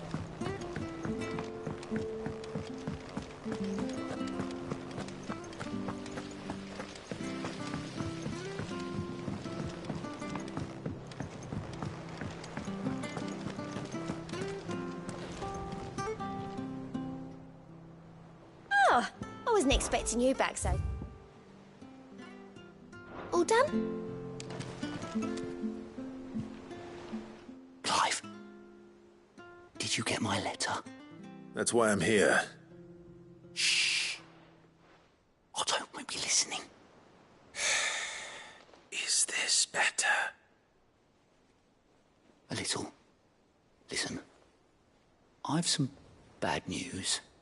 It turns out the Hideaway may be slightly behind in its payment to certain lenders, and it may be my fault. But I swear to the goddess, I thought I had the numbers square. Sadly, that square turned out to be more of a circle. 0, you might say. I can straighten it out, I swear, but it's going to take some time, and I'm going to need help keeping it from Otto. Bit late for that, I'd say. There you are! What a surprise! So let me get this straight. You forget to pay our lenders what they're due, and instead of coming straight to me, you get Clive to come to you. In the hope he'll dig you out of the hole you've dug for yourself. Clive, the man in charge of the place you've been cheerfully trying to bankrupt. And you thought this was a cunning plan. Why? Well, who needs paying? Oh, just Martha. And the dame. And, well, Lady Karen. But only 500 talents. We owe 3 of our most trusted friends 5 million gil. Each. 5 million each. They lent us the bulk of the money we used to rebuild the Hideaway, you see, and, well, I must have made some sort of oversight. Those ledgers were my responsibility, and it was my decision to entrust them to you. This is my fault. Do we have that much to hand? I can always ask my uncle. No, we don't. And no, you won't. We've lightened Lord Rosfield's purse enough. After the king's ransom we had off him, he deserves better than to see our begging bowl. Besides, we'll need to learn to stand on our own if we're going to make this work. All right. But that doesn't mean you have to shoulder the burden yourself. Is there anything I can do to help? There might be. How'd you fancy taking these to Martha and the dame? Rocks. Rocks, he says. Worth 1,000 talents apiece, these are. A little something Sid and I set aside for when times got lean. And I reckon 15 million in overdue debt probably qualifies. I just hope our associates' eyes are a bit more discerning than yours. I'm sure there will be. Should be me making the rounds, really. But you know how it is with this place. Orders to bark, arses to wipe, and all that. I know. Which is why I don't mind going in your place. Go. Do you know why I only gave Master Clive here 2 star rubies? Because you'd rather Lady Karen killed me. Because I'd rather Lady Karen killed you. Yes. Well, I suppose this is goodbye then. Don't worry. I'm sure Karen will understand. Really? Do you think so? No, I don't.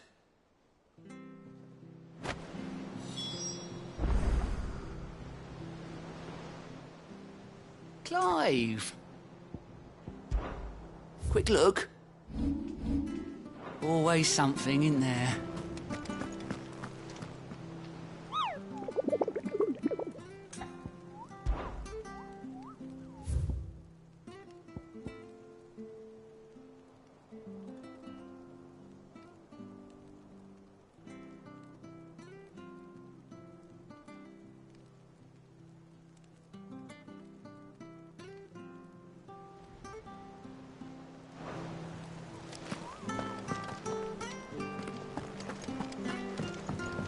Mid told me she was building a ship.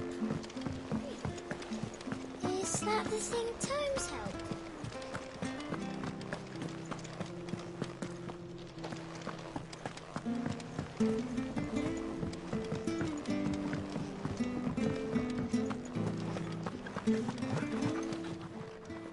Is it business or pleasure?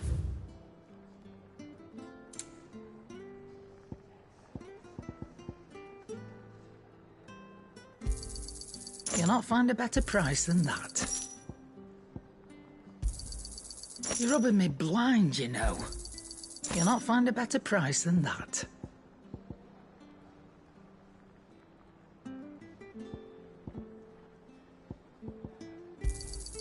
It'd better all be here.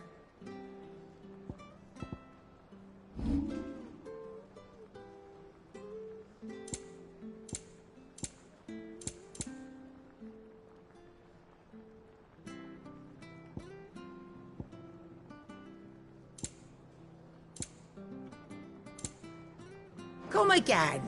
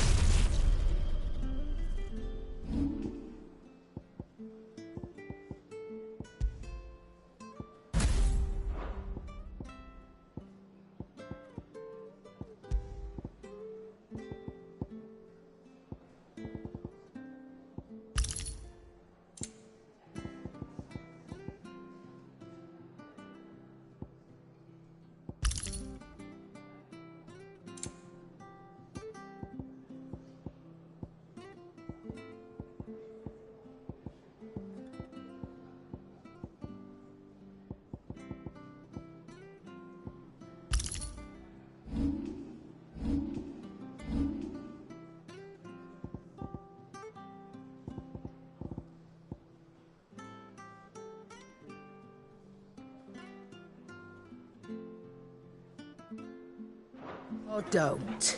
I'm not much bothered at.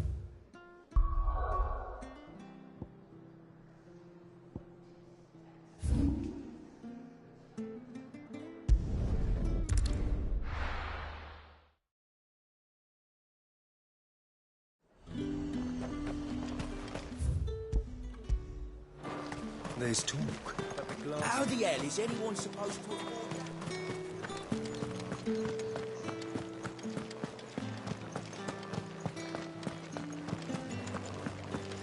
Did you hear? It leads to heaven. I want to see you again. What am I going to do without Sweetwater and oil of talc? Milady, I come bearing gifts. Gifts? Whatever is the occasion.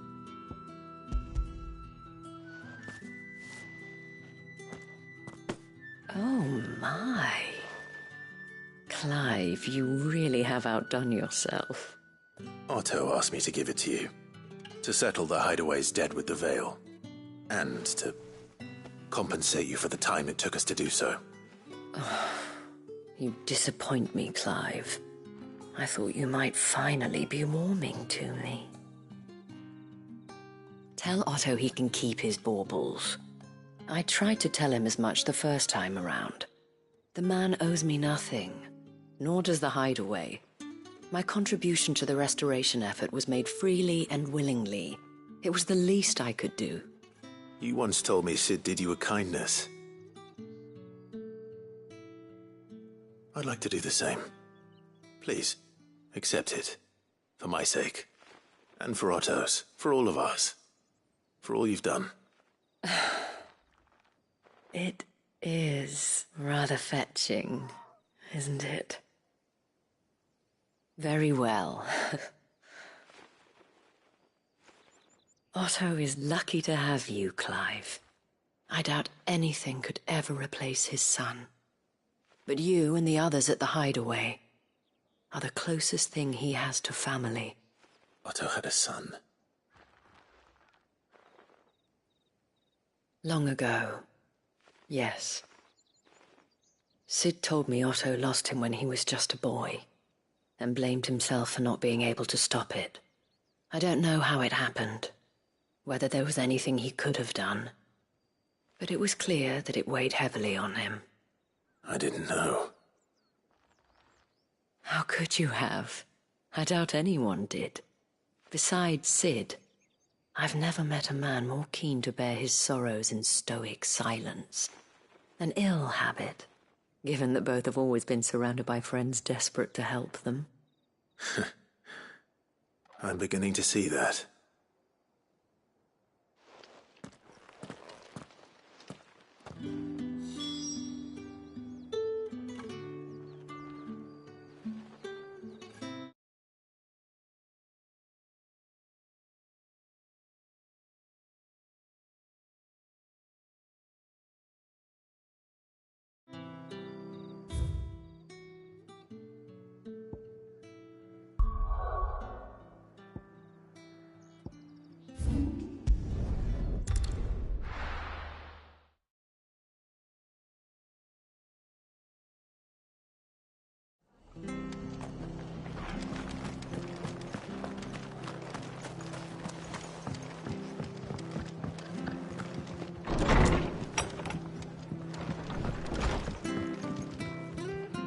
Clive, we weren't expecting you.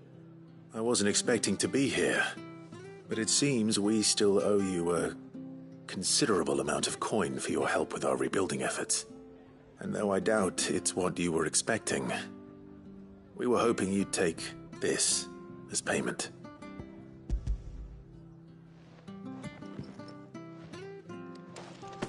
A star ruby? I can't accept this. It's worth at least twice what you owe me. More if you can find yourself the right buyer. Think of the difference as interest.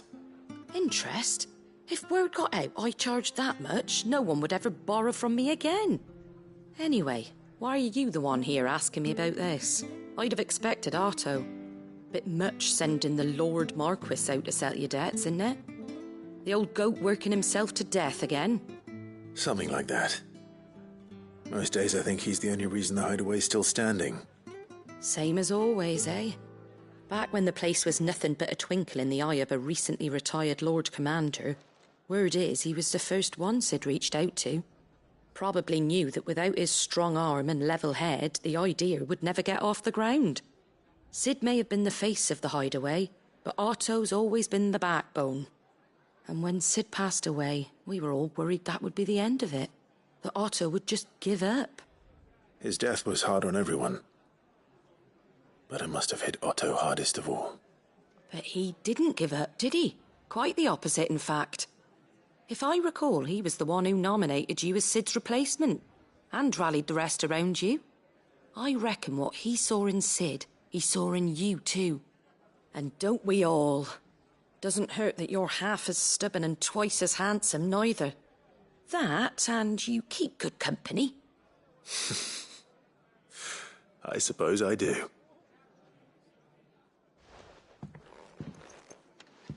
Goat will want to know the stones were delivered. If he's still with us.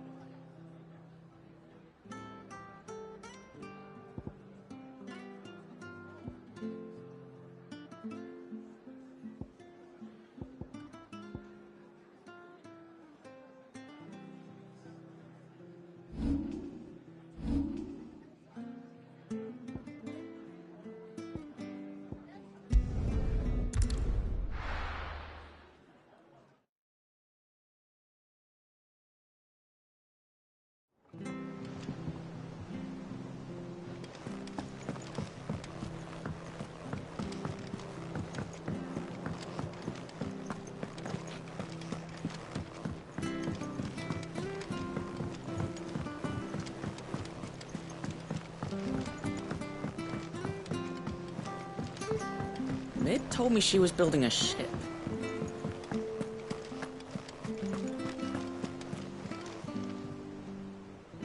Goat. Still alive, I see. So Lady Karen accepted the ruby.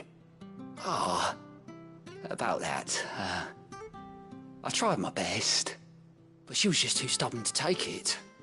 She threw it right back in my face, in fact, and told me I could stick my stupid stone where the sun don't shine. Karen refused payment. I hope it wasn't something I said. I'm sure you were as tactful as ever. Let me see what I can do. Oh, wonderful. I hope you have better luck than I did.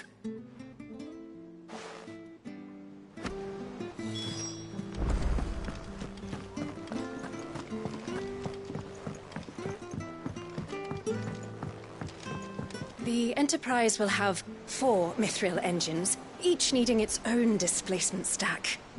So, just 3 more like this, and we'll be finished. Is that the thing Tomes helped to build?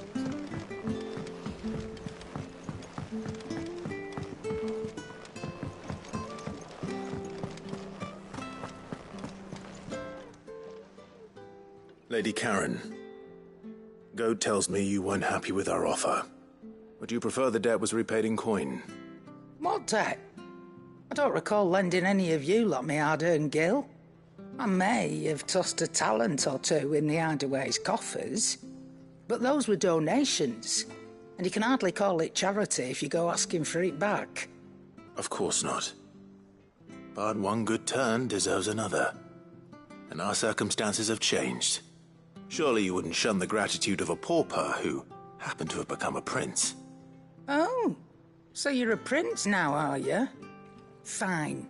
But I'm selling it and taking what I'm owed, then you're getting the rest whether you like it or not.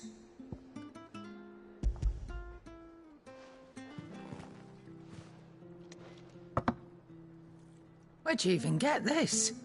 A decent trader might nab 1,000 talents for a star ruby.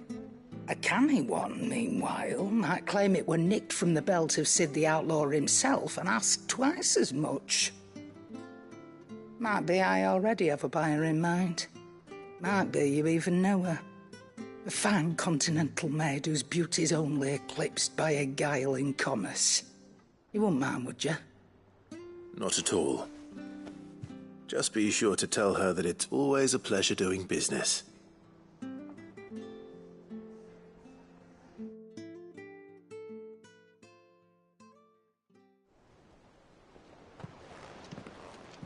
I hear you ended up delivering all 3 stones.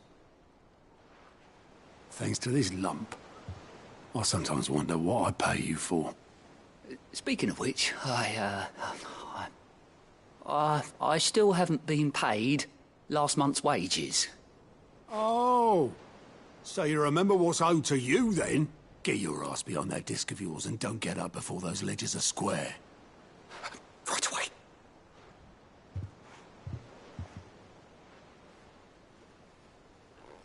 I've seen that before. You have, yeah. Plenty of times. It was the only goblet Sid ever used. Either out of habit, or because the filthy sod couldn't be bothered to find a clean one. I knew so little about him. Like most people. Martha and the Dame both seem to have fond memories of him. Huh. I bet they do. How long did you know Sid before he... Before he died? 20 summers, give or take. Back in the day, I was a purser on a trade ship, which is where I met him. He bought passage to... I forget where. And having nothing better to do on the long nights, we sat up drinking island rum till the morning bell dragged me back to my duties. Quit my post not long after that, on account of making a fine maiden's belly fat. But me and Sid stayed close, promising we'd one day sail the seas again. That was before fate stepped in and said she was having none of it. The magic woke inside my son soon after his first name day, and there was no hiding his knack. Couldn't you and your family have... My family were the ones who summoned the constable, wanted the monster taken away. I couldn't turn my back on him, forget what I felt, and I couldn't for the life of me understand how they could. Luckily, Sid was of the same mind as me. It was him who stood beside me when all I wanted was to tear the whole world down. Him who cried for me when I had no tears left of my own. Him who swore he'd do everything he could to stop it from happening again. And he was true to his word, too. Left the Royal Army once and for all. His ranks, his ribbons, gone. Just like that. Threw away everything he had. All to right a wrong that no one else had the courage to face. I knew then I'd follow that man to the ends of the earth.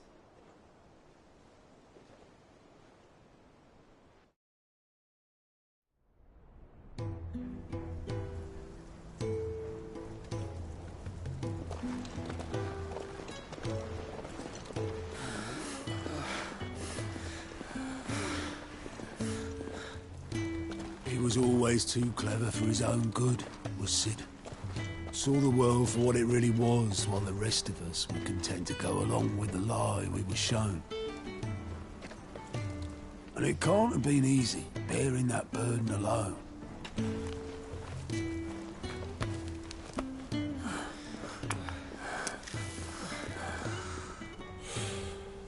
But he didn't let it stop him. He never lost faith in what he believed was right. And that gave us faith in him. Faith he'd steer us true. So I swore to myself that I'd always be right behind him, ready to catch the stubborn sod, if ever he should fall.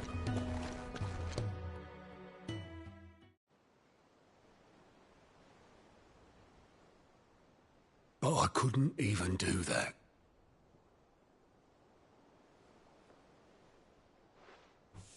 Ignore me. Just the ramblings of a tired old man. Leave that lot. I'll tidy it up in a bit.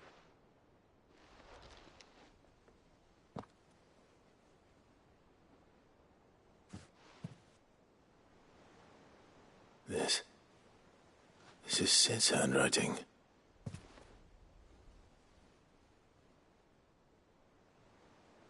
Dear Otto. I may be drunk, but I wanted you to know this place would be fucked without you.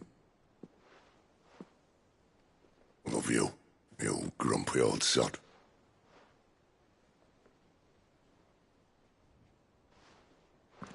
This note.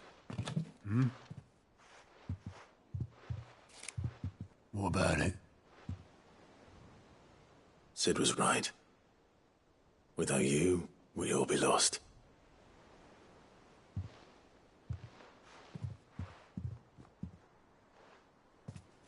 He should have bloody well said so then. Just once. Before he went. But then, why would he? Him, or anyone?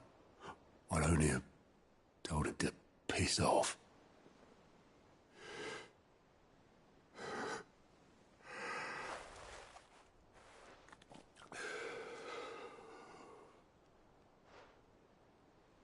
You're wrong, though.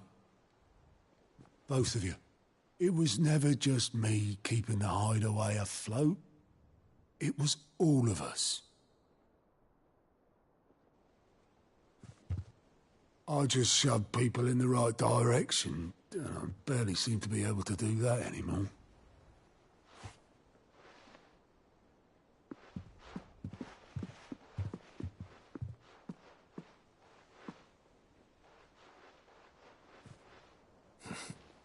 Would you rather Goat were at the helm? Well, maybe I've got a few more years left in me. I'm going to hold you to that, Otto. Before you go, Sid would have wanted you to have this. But that's... This'll do me just fine.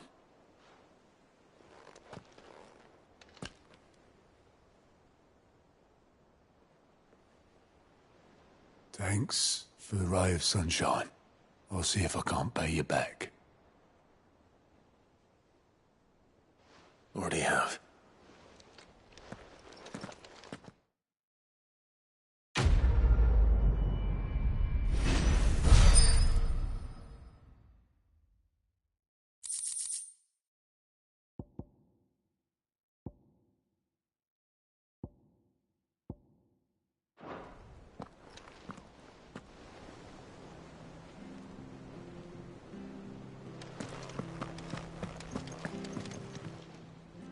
Welcome to the Patron's Whisper. Your benefactors are a generous lot.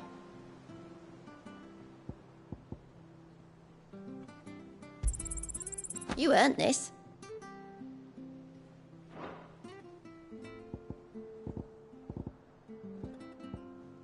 Best of luck out there, Sid.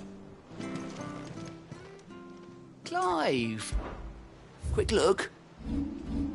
Think you can help?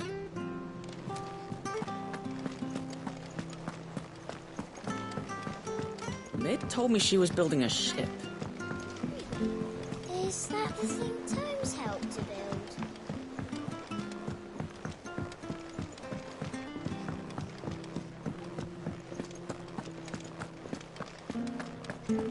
He cracked the crystal too.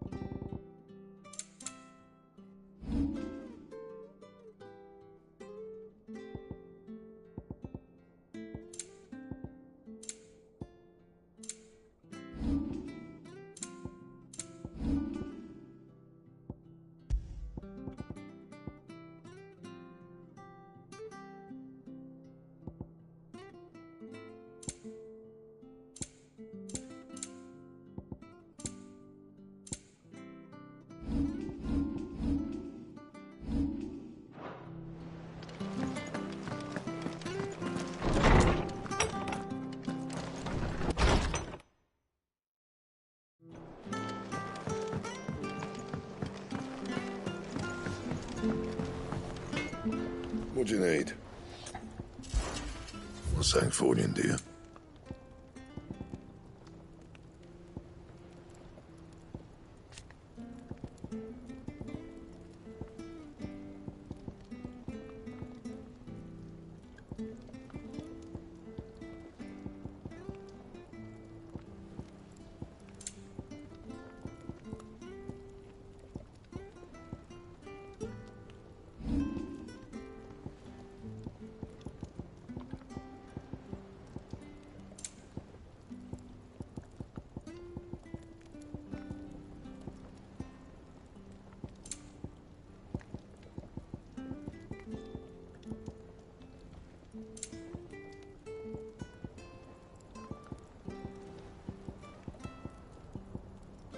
Anything else?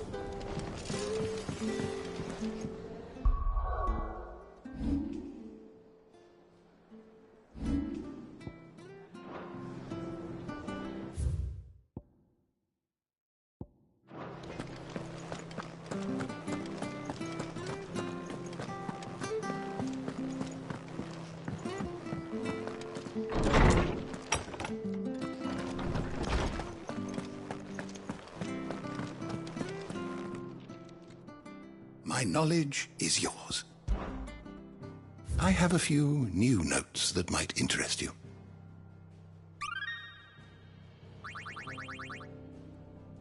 You wish to study the tomes?